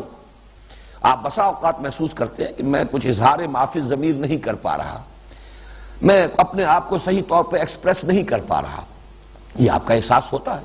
یہی آگے چل کر ہم پڑھیں گے کہ حضرت آدم علیہ السلام سے جو خطا ہو گئی، جو شجر ممنوع تھا اس کا پھل کھا لیا، تو قلب میں وہ کیفیت تو پیدا ہو گئی استغفار اور توبہ کے لیے، وہ جو کیفیت مطلوب ہے پیدا ہو گئی، لیکن الفاظ یہ اللہ نے عطا کیے، فتلقى آدم من ربہ کلمات فتاب علیہ، اس لیے کہ اس کیفیت کو وہ جو علامہ اقبال نے کہا، جس پر کہ داغ دہلوی نے بہت بڑی شاباش دی تھی علامہ کو، ان کی بالکل نوعمری کا شعر ہے کہ موتی سمجھ کے شان کریمی نے چن لیے قطرے جو تھے میرے عرق انفعال کے، پشیمانی ہوتی ہے، شرمندگی ہوتی ہے، پیشانی جو ہے اس پشیمانی سے پیشانی جو ہے ارقالود ہو جاتی ہے، کچھ قطرے ظاہر ہو جاتے ہیں۔ اللہ کو یہ پشیمانی اپنے بندے کی اتنی پسند ہے، اتنی محبوب ہے کہ موتی سمجھ کے شان کریمی نے چن لیے قطرے جو تھے میرے عرق انفعال کے۔ تو یہ کیفیت پیدا ہو گئی، لیکن الفاظ کہاں سے لاؤں کہ جن میں پروردگار میں تیرے سامنے استغفار کر سکوں، اپنی خطا کا اقرار کر سکوں، اپنی غلطی کو تسلیم کروں، تجھ سے عفو و درگزر کی درخواست کروں۔ فتلقى آدم من ربہ کلمات فتاب علیہ، وہی معاملہ یہ ہے۔ ایک صحیح الفطرت سلیم العقل انسان کی یہ کیفیات ہیں، ذہنی قلبی اس کے احساسات ہیں، یہاں تک وہ پہنچ گیا ہے، یہ اس کی رسائی میں ہے، اس کی تو تعبیر کر دی الحمدللہ رب العالمین الرحمن الرحیم مالک یوم الدین ایاک نعبد، یہ پوری آدھی جو ہے وہ ترازو مکمل ہو گئی۔ تمام حمد کل شکر اس اللہ کے لیے ہے جو تمام جہانوں کا یا تمام جہان والوں کا پروردگار، مالک، پالنہار ہے، رحمان ہے، رحیم ہے، جزا و سزا کے دن کا مختار مطلق ہے، مالک ہے۔ ایاک نعبد، اے رب ہم تیری ہی بندگی کرتے ہیں، تیری ہی بندگی، تیری ہی پوجا، تیری ہی پرستش کرتے ہیں، کرتے رہیں گے۔ یہ ہے جہاں تک کہ انسان کی رسائی ہے، وہ عقل سلیم اور فطرت سلیمہ کا مالک انسان یہاں تک پہنچ گیا۔ البتہ آگے عملی ہدایت کا وہ انسان محتاج ہے، کیا کروں کیا نہ کروں۔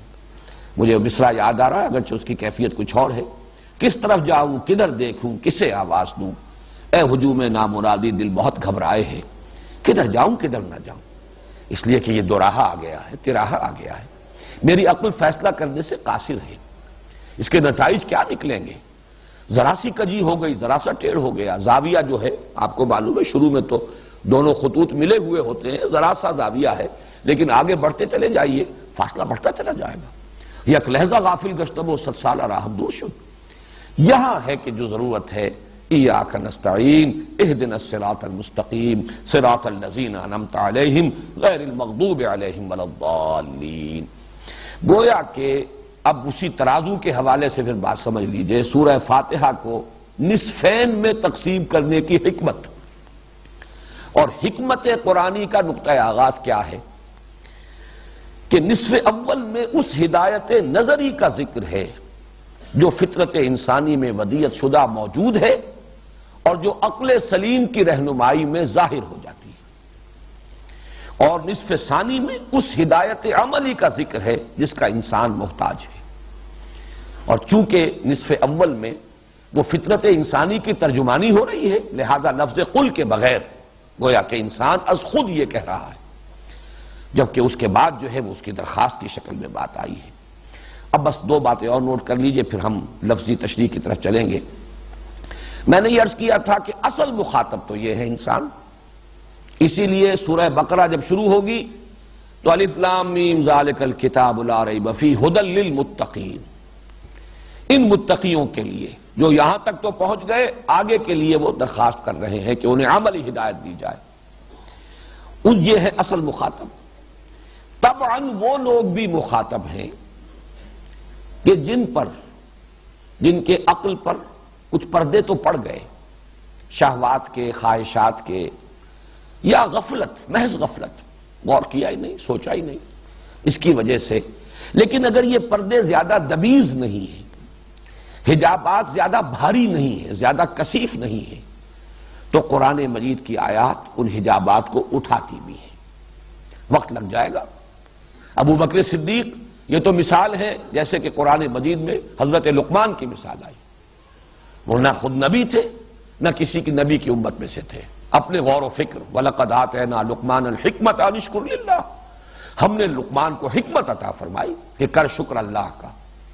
حکمت کا نتیجہ نمبر 1 فطرت صحیحہ اور عقل انسانی کے امتزاج سے جو پہلا نتیجہ برآمد ہوا، اللہ کا شکر، اور اسی کا نتیجہ شرک مت کرو، یہ حکمت کا نتیجہ، یہ لقمان ہے۔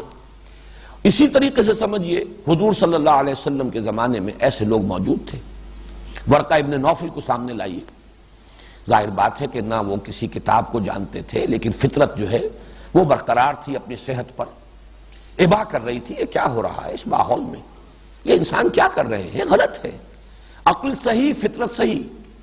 نتیجہ یہ ہوا کہ کہاں پہنچے، شام، تلاش حقیقت میں، عبرانی سیکھی ہے، عیسائیت اختیار کی ہے، تورات پڑھی ہے، مکے کے رہنے والا شخص جہاں عربی کے پڑھنے لکھنے والے بھی گنتی کے لوگ تھے، وہ عبرانی کے عالم بن کر آئے ہیں، اور اس درجے کے عالم کہ کان یکتب التوراۃ بالعبرانیہ، یہ صلاحیت تھی کہ تورات عبرانی میں خود لکھتے تھے۔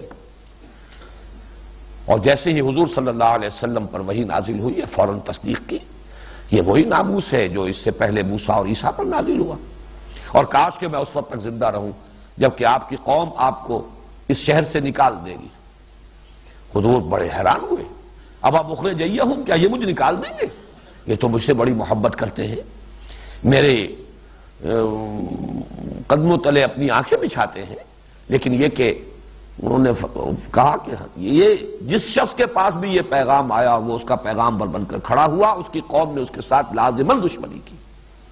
اسی کی مثال ہے حضرت سلمان فارسی، فارس میں پیدا ہو رہے ہیں، باپ جو ہے آتش کدے کا بڑا پجاری ہے، پروہت ہے، لیکن وہی فطرت سلیم، عقل سلیم وہ لے کے جا رہی ہے شام۔ ورقہ ابن نوفل مکے سے شام پہنچ گئے، یہ فارس سے شام پہنچ گئے، کیونکہ دین حق اس وقت وہی تھا۔ حضرت مسیح علیہ السلام ہی اس وقت تک آخری رسول تھے، حضور صلی اللہ علیہ وسلم کی ابھی بعثت نہیں ہوئی تھی، انہوں نے بھی ہدایت کو حاصل کیا، خود طالب بن کر پہنچے۔ تو یہ مثالیں آپ کو ہر جگہ ملیں گی۔ ابو بکر صدیق ایسے، جیسے ہی دعوت پیش کی حضور صلی اللہ علیہ وسلم نے ایسے تائید کی ہے، ایک لہجے کا توقف نہیں۔ دیکھنا تقریر کی لذت کے جو اس نے کہا، میں نے یہ جانا کہ گویا یہ بھی میرے دل میں تھا، یہ تو میری اپنی بات ہے، اس لیے کہ از خود وہ شرک سے تو کبھی ملوث ہوئے ہی نہیں۔ عقل سلیم ہے، کیسے شرک میں ملوث ہو جاتے ہیں؟ فطرت صحیحہ ہے، کیسے برائیوں کے اندر ملوث ہو جاتے ہیں؟ ان کی اخلاقی حس بیدار تھی، چاق و چوبند تھی، اور اس کا ان کے کردار کے اندر ظہور تھا۔ تو یہ ہے اصل میں اصل مخاطب قرآن کے، یہ ہے نوع انسانی کا اصل سرمایہ، یہ گل سرسبد ہے نسل انسانی کے، ان کو ہدایت عملی دینے کے لیے قرآن نازل ہوا ہے۔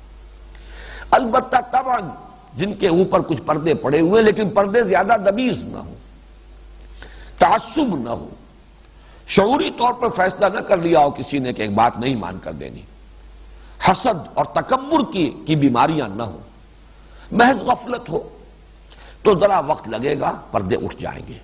ان کے لیے قرآن مجید ذکرہ، تذکرہ، یہ آیات قرآنیہ حقائق کو اجاگر کرتی ہیں، بار بار یاد دہانی کراتی ہیں۔ یہ وہ لوگ ہیں کہ جن کے بارے میں یہاں لفظ استعمال کر رہا ہوں، اصل مخاطب وہ، طبعاً یہ بھی مخاطب ہے۔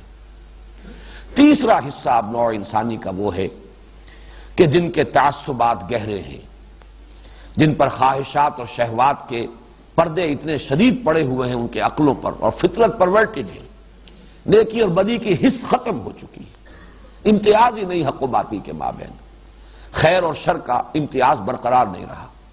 یہ وہ لوگ ہیں کہ قرآن مجید ان کے حق میں صرف اتمام حجت بن کر آتا ہے۔ قرآن مجید سے انہیں گمراہی ہی ملتی ہے، ان کی گمراہی میں اضافہ ہوتا ہے۔ قرآن مجید ان کے لیے آتا ہے صرف ان کی معذرت کو ختم کرنے کے لیے، رسلا مبشرین و منذرین لئلا یکون للناس علی اللہ حجۃ بعد الرسل، اتمام حجت، صرف اتمام حجت بن کر آتا ہے۔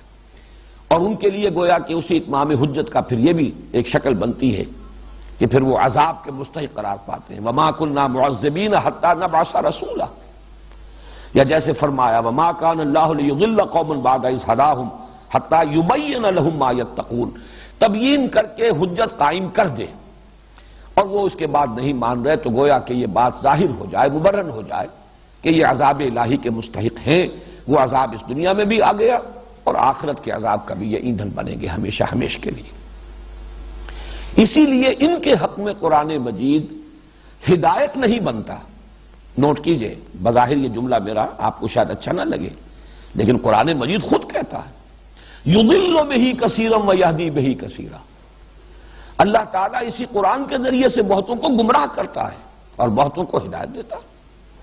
کذالک یضل اللہ من یشاء ویہدی من یشاء، سورہ مدثر پہلی آیت جو ہے یضل بہ کثیرا ویہدی بہ کثیرا، سورہ بقرہ کی آیت نمبر 26، کذالک یضل اللہ من یشاء ویہدی من یشاء، سورہ مدثر آیت نمبر 31۔ اسی طریقے سے سورہ توبہ آج ہی فجر میں میں نے جو تلاوت کی ہمارے حافظ صاحب نے، یہ آیت مبارکہ بھی آئی وَأَمَّا الَّذِينَ فِي قُلُوبِهِمْ رِجْسٌ فَزَادَتْهُمْ رِجْسًا إِلَىٰ رِجْسِهِمْ، جن کے دلوں میں گندگی ہے، یہ قرآن مجید کی آیات ان کی گندگی میں اور گندگی کا اضافہ کرتی، یہ ہے قرآن مجید کا اپنا دو ٹوک فیصلہ۔ تو معلوم یہ ہوا، میں سم اپ کر رہا ہوں اپنی اس گفتگو کو، حکمت قرآنی کا نقطۂ آغاز، یا یوں کہیے کہ قرآن مجید کے اساس القرآن، سورہ فاتحہ کے اساس القرآن، ام القرآن ہونے کی اصل توجیہ کیا ہے کہ اس سورہ مبارکہ کے نصف اول میں تعین کیا جا رہا ہے کہ انسان بحیثیت انسان، فطرت صحیحہ، عقل سلیم کی رہنمائی میں ان بنیادی حقائق تک تو پہنچ جاتا ہے جو سورہ فاتحہ کے نصف اول میں سامنے آ رہے ہیں۔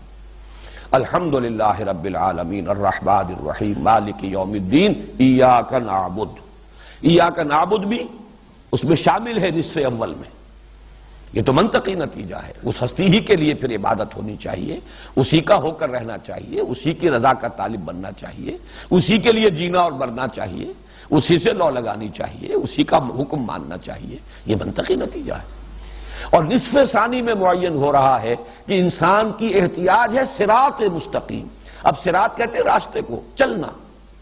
زندگی کی عملی جو گزرگاہیں ہیں ان میں دو راہوں پر، تراہوں پر، چوراہوں پر کہیں غلط رخ نہ انسان مڑ جائے، بلکہ سیدھے راستے پر چلے، فلاح سے ہمکنار ہو سکے، اس کے لیے اس سے قدم قدم پر رہنمائی کی ضرورت ہے، انفرادی زندگی میں بھی اور بالخصوص اجتماعی زندگی میں۔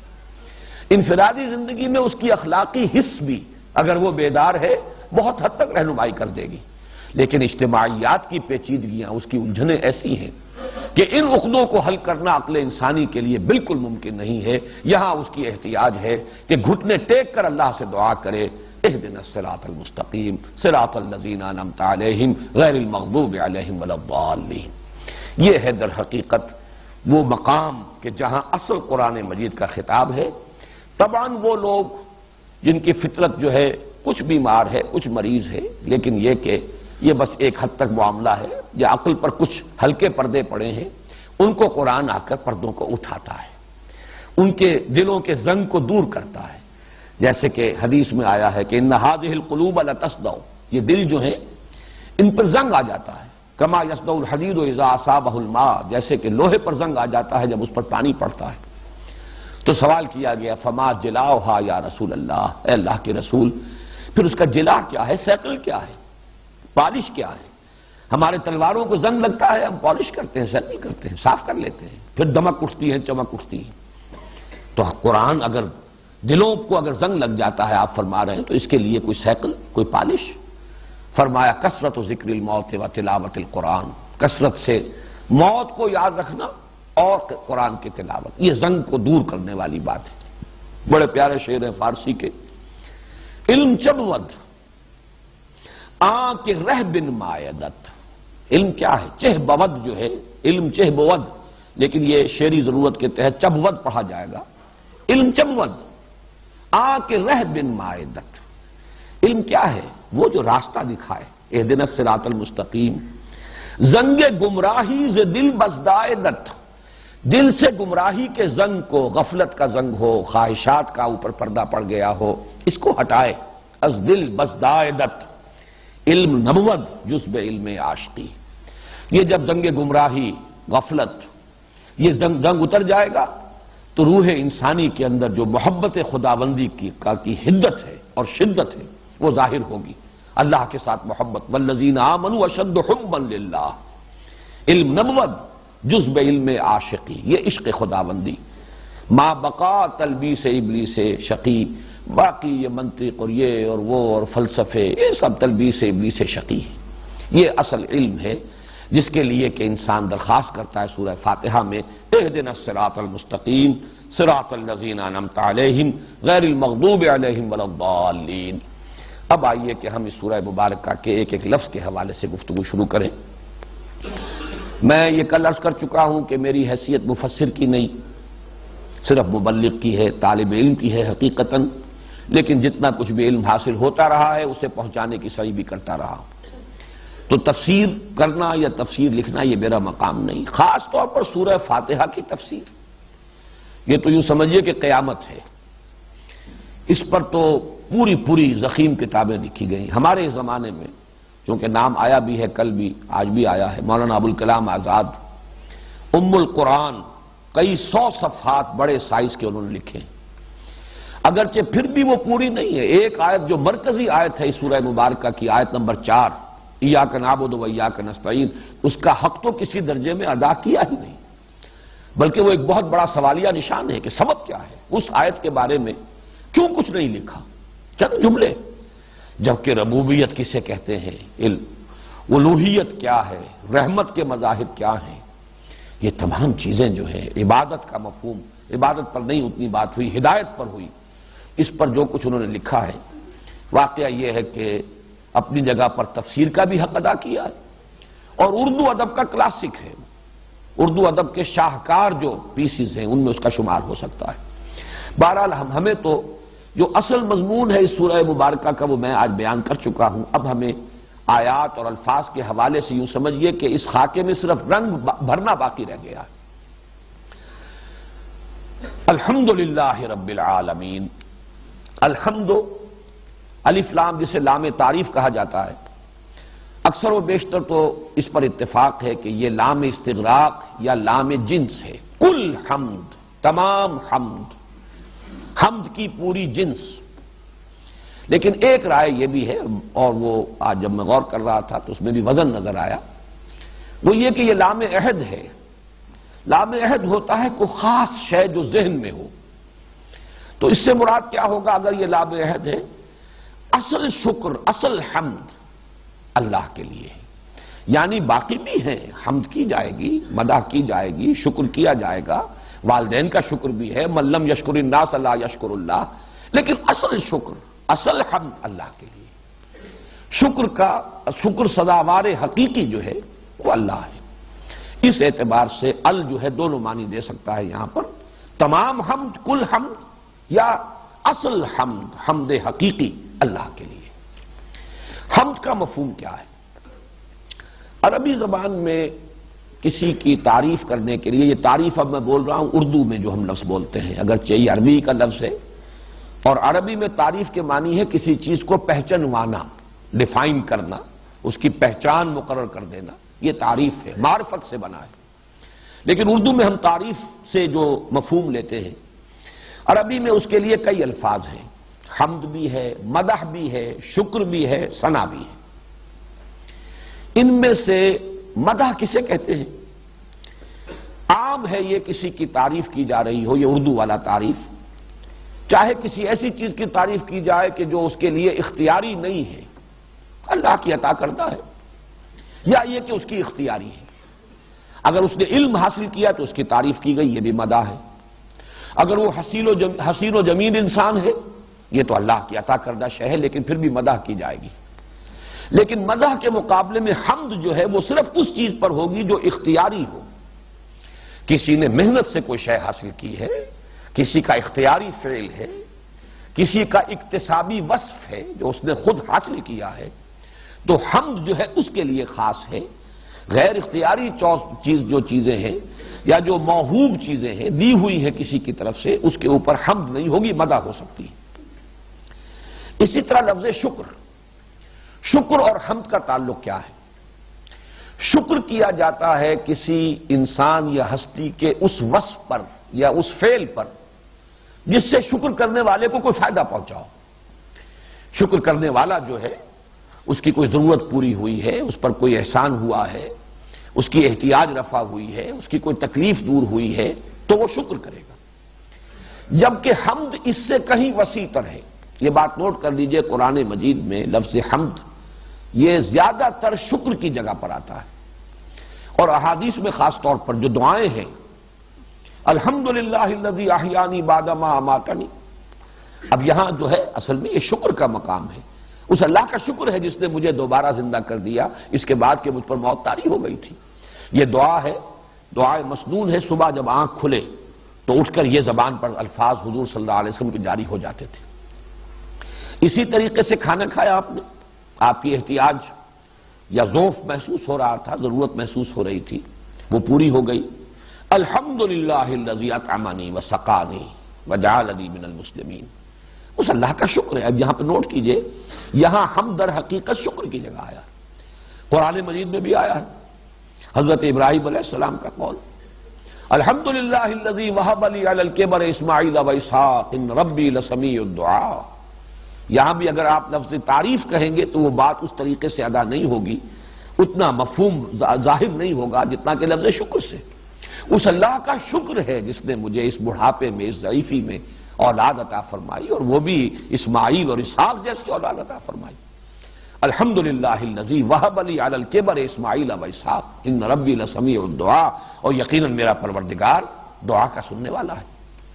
تو در حقیقت اس لفظ حمد کا جو زیادہ جز ہے، جزو اعظم، وہ شکر ہے۔ البتہ حمد شکر سے زیادہ وسیع ہے، اس لیے کہ شکر، جیسا کہ میں عرض کر رہا تھا، صرف اس بات پر کیا جائے گا جس سے آپ کی کوئی ضرورت پوری ہوئی ہو، آپ کو کوئی فائدہ پہنچا ہو، جبکہ حمد اس شے کی بھی ہوگی جس کے اندر کوئی خوبی ہے، خیر ہے، بھلائی ہے، کوئی کمال ہے، چاہے آپ کو اس سے کوئی فائدہ نہ پہنچا ہو۔ آپ تعریف کرتے ہیں، ثنا کرتے ہیں، مدح کرتے ہیں، حمد کرتے ہیں کسی شے کی، اس کے اندر یہ خوبی ہے، چاہے اس خوبی سے آپ کو کوئی فائدہ نہیں پہنچا۔ یہ پھول بڑا اچھا ہے، بہت حسین ہے، یہ شے بڑی حسین و جمیل ہے، آپ کو اس سے کوئی بظاہر فائدہ نہیں پہنچ رہا، کوئی آپ کی احتیاج رفع نہیں ہوئی، لیکن آپ تعریف کریں گے۔ تو گویا کہ اگر آپ اس لفظ حمد کو صحیح اس کا سینس چاہیں کہ واضح ہو جائے، تو لفظ شکر اور لفظ ثنا، ثنا صحیح مفہوم میں ادا کرتا ہے تعریف کا۔ اردو میں جب ہم کہتے ہیں تعریف، تو یہ لفظ عربی میں ثنا ہے۔ ثنا جو تثنیہ اسی سے بنا ہے، اور یہ مثانی اسی سے بنا ہے۔ ثنا ہوتا ہے کسی شے کا مثنیٰ، کسی شے کا دوہرا کر دینا، لوٹا دینا۔ آپ میں خوبی ہے، میں نے بیان کر دی، گویا کہ میں نے آپ کی خوبی آپ کو لوٹا دی، اعتراف کر لیا، مان لیا، آپ کی تعریف کی، آپ کا وہ وصف گویا کہ آپ ہی کو لوٹا دیا۔ تو ثنا در حقیقت عربی زبان میں اسی مفہوم کو ادا کرتا ہے جو ہم اردو میں لفظ تعریف سے ادا کرتے ہیں، لیکن جب آپ شکر اور ثنا کو جمع کر لیں گے تو لفظ حمد بنے گا۔ الحمدللہ، اس لفظ کی ایک اعتبار سے اور اہمیت ہے، وہ بھی نوٹ کر لیجئے۔ پہلے تو یہ کہ یہ قرآن کا پہلا لفظ ہے، اس لیے کہ میں کل عرض کر چکا ہوں، آیت بسم اللہ کو میں اس طرح سے سورہ فاتحہ کا جز نہیں مانتا، اور یہ اصل میں تو جز ہے صرف سورہ نمل کا، انہ من سلیمان و انہ بسم اللہ الرحمن الرحیم۔ گویا کہ اصل قرآن کا جو نقطہ آغاز ہے وہ لفظ الحمد ہے۔ نمبر دو یہ کہ اسی لفظ سے حضور کے اسماء گرامی ماخوذ ہیں، حامد، احمد، محمد صلی اللہ علیہ وسلم۔ دو بہت نمایاں نام ہو تو قرآن مجید میں محمد اور احمد، اسمہ احمد، محمد الرسول اللہ والذین معہ۔ تو حضور کی ایک حدیث میں حامد کا لفظ بھی آیا، انا حامد و احمد و محمد، میں حامد بھی ہوں، احمد بھی ہوں، محمد بھی ہوں۔ چوتھی بات یہ نوٹ کیجئے کہ اس امت کے لیے بھی، حضور کی امت کے لیے لفظ بطور علم استعمال ہوتا ہے، حمادون، حمد کرنے والے۔ جیسا کہ ابھی میں نے آپ کو وہ ادعیہ معصورہ سنائی ہے، قدم قدم پر حمد، تکلیف رفع ہوئی حمد۔ آپ بیت الخلاء سے باہر نکلے، فضلات جو ہیں وہ جسم سے خارج ہو گئے، یہ عافیت آپ کو حاصل ہوئی۔ الحمدللہ الذی اذھب عنی العذا وعافانی، اس اللہ کا شکر ہے، حمد ہے اس کے لیے جس نے مجھ سے اذیت بخش چیز کو دور کر دیا، مجھے عافیت بخشی۔ اگر یہ فضلات جسم میں رہ جائیں تو آپ کو معلوم ہے 100 طرح کی خرابیاں، بیماریاں اس سے وجود میں آتی۔ الحمدللہ الذی اذھب عنی العذا وعافانی، اس اللہ کا شکر ہے، حمد ہے اس کے لیے جس نے یہ اذیت بخش چیزوں کو دور کر دیا اور مجھے عافیت بخشی۔ کھانا کھایا، الحمدللہ الذی اطعمنا وسقانا وجعلنا مسلمین۔ صبح کو اٹھ رہے، الحمدللہ الذی احیانی بعدما اماتنی والیہ النشور۔ تو معلوم ہوا کہ حمد جو ہے یہ گویا کہ ایک بڑی علامت ہے اس امت کی۔ بدقسمتی سے یہ ادعیہ معصورہ کا ہمارے ہاں رواج زیادہ نہیں رہا ہے۔ یہ ذکر الہی کی بڑی مؤثر صورت ہے، یہ جب کبھی اس موضوع پر تفصیل سے گفتگو ہوگی تو میں عرض کروں گا۔ پھر اس میں دو نسبتیں قائم ہو جاتی ہیں، اللہ کی حمد ہے اور الفاظ وہ ہیں جو حضور صلی اللہ علیہ وسلم استعمال فرماتے تھے۔ تو گویا کہ جب ہم یہ دعائیں پڑھیں گے اور مختلف جو بھی زندگی کے ہمارے کام ہیں ان کے دوران یہ دعائیں مانگیں گے، تو گویا کہ اللہ سے تو نسبت قائم ہو ہی گئی، حضور کے ساتھ بھی ایک نسبت قائم ہو گئی کہ یہ الفاظ مسنون ہیں، معصور ہیں۔ تو حمادون، اور خاص طور پر نوٹ کیجئے میدان حشر میں حضور نے فرمایا لواء الحمد بیدی۔ اب وہ میدان حشر کا نقشہ کیا ہوگا وہ اس وقت تو ہم اس کا تصور نہیں کر سکتے۔ وہ تو جو غزل ہے بڑی مشہور امیر خسرو کی، شب جائے کہ من بودم خدا خود میر محفل بود، شب جائے کہ من بودم محمد شمع محفل بود شب جائے کہ منبودم. رات کی کوئی کیفیت ہے جس کو بیان کر رہے ہیں، کوئی اللہ نے کوئی مشاہدہ کرایا، کشف ہوا، یا کوئی کیفیت طاری ہوئی کہ ایک محفل ہے جس کے کہ میر محفل خود اللہ تعالیٰ ہے اور شمع محفل محمد صلی اللہ علیہ وسلم. تو قیامت کی جو محفل ہوگی وہ مجلس صدارت لگے گی تو حضور صلی اللہ علیہ وسلم مقام محمود پر فائز ہوں گے. یہ بھی نوٹ کیجئے، حضور کا صلی اللہ علیہ وسلم جو خصوصی امتیازی مقام ہے وہ یہ ہے کہ مقام محمودا، اللہ تعالیٰ آپ کو وہ مقام محمود عطا فرمائے گا، وہ بھی لفظ حمد سے ہے. اور حضور کی حدیث ہے لواء الحمد بیدی، حمد کا جھنڈا میرے ہاتھ میں ہوگا، اس وقت حمد میں کروں گا. اور یہ ٹکڑا بھی بہت قابل غور ہے کہ حضور نے اسی حدیث میں فرمایا ہے اس روز جو حمد میں بیان کروں گا اللہ کی وہ آج نہیں کر سکتا. یہ کیوں ہے؟ اس لیے کہ کسی کا حمد اور کسی کا شکر، کسی کی ثنا، میں اب تینوں الفاظ کو یہاں جوڑ رہا ہوں اس لیے کہ یہ میں بیان کر چکا ہوں. حمد برابر ہے شکر جمع ثنا کے. تعریف اردو میں کہیں گے تعریف اور شکر، یہ جب دونوں چیزیں جمع ہو جائیں گی تو حمد کا مفہوم ادا ہوگا. تو حمد اور شکر اور ثنا یہ انسان کسی ہستی کی یا کسی شے کی کر سکتا ہے اپنی معرفت اور شعور ہی کی مناسبت سے. جتنا گہرا آپ کو شعور حاصل ہوا ہے اس کی قدر و منزلت کا، جتنا گہرا نقش آپ پر قائم ہوا ہے اس کی عظمت کا، جتنی معرفت کی گہرائی اور گہرائی اور وسعت آپ کو حاصل ہوئی ہے اسی مناسبت سے تو حمد کر سکیں گے نا. ظاہر بات ہے کہ وَلَلْآخِرَةُ خَيْرٌ لَكَ مِنَ الْأُولَىٰ، حضور کا تو ہر لمحہ جو ہے اس دنیا کی زندگی کا، حیات دنیاوی کا بھی، وہ اس کے اندر ارتقاء آپ کا ہو رہا تھا. اور آخرت میں آپ جس مقام میں محمود پر ہوں گے اس وقت آپ کی وہ معرفت جو ہے اللہ کی، اس کی جو وسعت ہوگی، اس کی جو گہرائی اور گہرائی ہوگی، اسی کی مناسبت سے حمد کریں گے آپ میدان حشر میں. اس لیے آپ نے فرمایا کہ جو حمد میں اس روز کروں گا وہ آج نہیں کر سکتا. الحمدللہ، یہاں پہ اب لام کو نوٹ کر لیجئے. یہ لام استحقاق بھی ہے اور لام تملیک بھی ہے. دونوں یہاں پر لام کے یہ مختلف استعمالات ہیں حرف جار لام کے. یہاں ان دونوں کو نوٹ کیجئے. حمد ہے اسی کی، ہم بیان کریں نہ کریں. وہ اتنا بڑا خیر ہے، ایسا خیر مطلق ہے کہ حاجت مشاطہ نہیں صورت دل آرام را. ایک خیر، ایک خوبی، ایک حسن وہ ہے جس کو کچھ سنوارنے کی، ظاہر کرنے کی ضرورت پیش آئے، بیان کی ضرورت ہو، وہ تو خیر محض، خیر مطلق، خیر کامل. حمد اس کی ہے، کوئی حمد کرے نہ کرے، یہ ہے گویا کہ اللہ کی شان. لیکن یہ کہ وہ پوری کی پوری حمد کا مستحق بھی ہے. جو حمد کرنا چاہے، جس کے اندر یہ استعداد پیدا ہو جائے، جو معرفت اور شعور اور ادراک کی اس سطح پر پہنچ گیا ہو، وہ یہ جان لے گا کہ کل حمد کا سزاوار حقیقی، کل حمد سزاوار ہے صرف اللہ کے لیے. تو یہ لام تکلیق اور لام استحقاق، کل حمد کا مستحق ہے اللہ اور کل حمد ہے ہی اللہ کی. لام استحقاق اور لام تملیک. للہ کے بارے میں سورہ اخلاص کے دوران میں جب درس دے رہا تھا تو تفصیل سے بیان کر چکا تھا. آج تیزی سے صرف گنوا دوں گا باتیں. اللہ کے بارے میں دو رائے ہیں بنیادی طور پر. ایک تو یہ کہ یہ اس میں جامد ہے، اس میں علم ہے، اس میں ذات ہے، یہ کسی سے مشتق نہیں ہے. یہ ہمارے ہاں متصوف مزاج لوگوں کی رائے ہے. اصحاب دل، اصحاب محبت، انہوں نے اس کو خاص اپنا موضوع بنایا ہے. اسی نام کی مالا جپتے ہیں. اشغال، اوراد، وظائف، اذکار، وہ سب سے زیادہ اسی نام پر وہ مرکوز ہیں. پھر یہ بھی ہوا ہے کہ نقش بنا کر اس پر توجہ کو مرتکز کرنا، یہ بھی ایک ذریعہ ہے اپنی توجہ کا ارتکاز. نقش لکھا ہوا ہو اللہ کا نام اور اس پر اپنی توجہ کو مرتکز کیا جائے. تو یہ تمام چیزیں جو ہیں اس کے اعتبار سے ان کی رائے یہ ہے کہ یہ کہیں سے مشتق نہیں ہے، کوئی اس کا روٹ نہیں، کوئی مادہ نہیں، یہ تو بس اللہ کا نام ہے. لیکن یہ کہ اکثر نحویین کی رائے یہ ہے کہ یہ بھی اللہ تعالیٰ کے دوسرے صفاتی ناموں کی طرح ایک صفاتی نام ہے. جیسے رحیم الرحیم، الرحیم الف لام لگ گیا، اللہ کا نام بن گیا. قادر القادر، قادر صفت ہے، نکرہ ہے، القادر معرفہ ہو گیا، اللہ کا نام بن گیا. اسی طرح الہ سے الالہ، اور یہاں الالہ جو ہے اس میں سے بیچ کا جو ایک حمزہ ہے وہ گر گیا.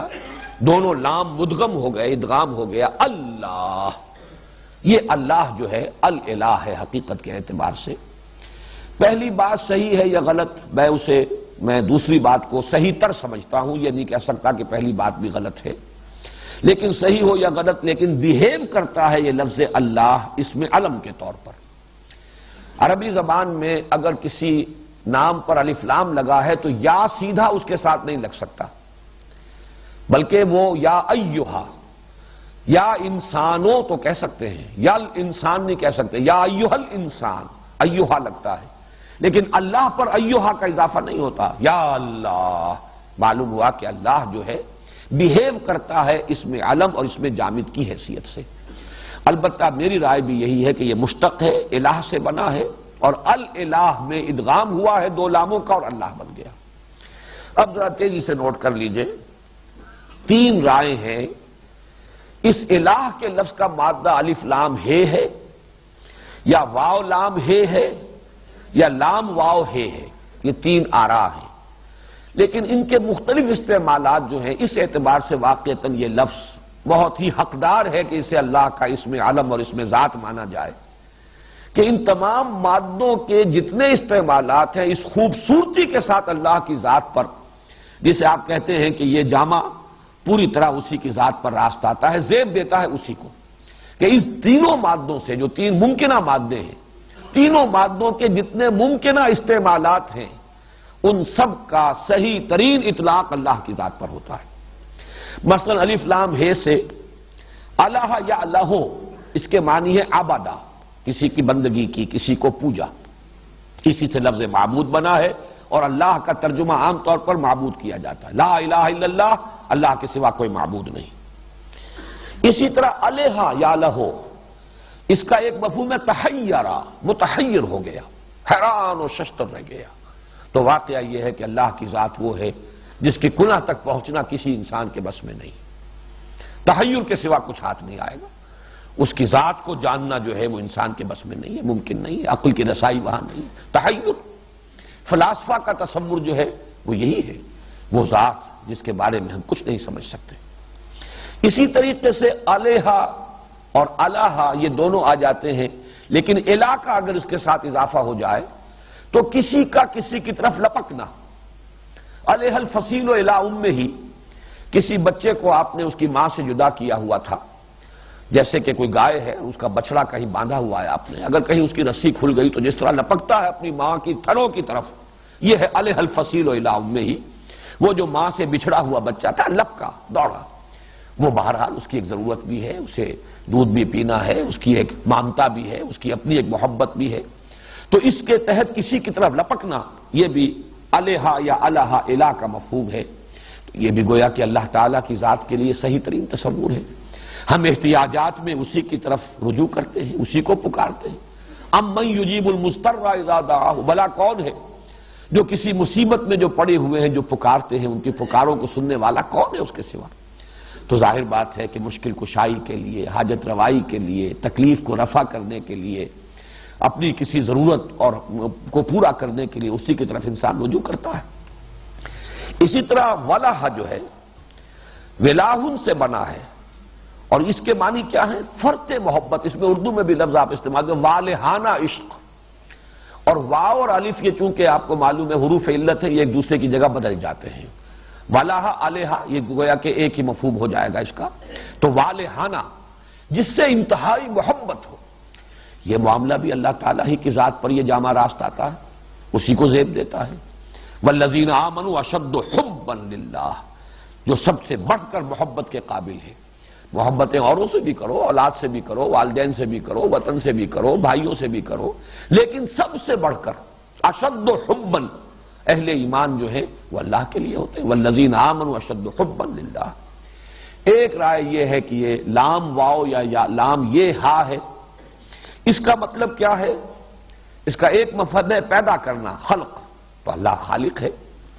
دوسرا مفہوم ہے ارتفاع، لاہا، لاہا یلوہ ارتفاع، بلند ہو گیا. اسی اعتبار سے سورج کو دیوی مانا گیا اور دیوتا مانا گیا، بہت بلند ہے. تو واقعہ یہ تبارک و تعالی بلند و بالا ہستی اللہ کی ہے. اور سب سے پیارا مفہوم اصلاح یلوہ میں ہے احتجابا، چھپ جانا، پردے میں آ جانا۔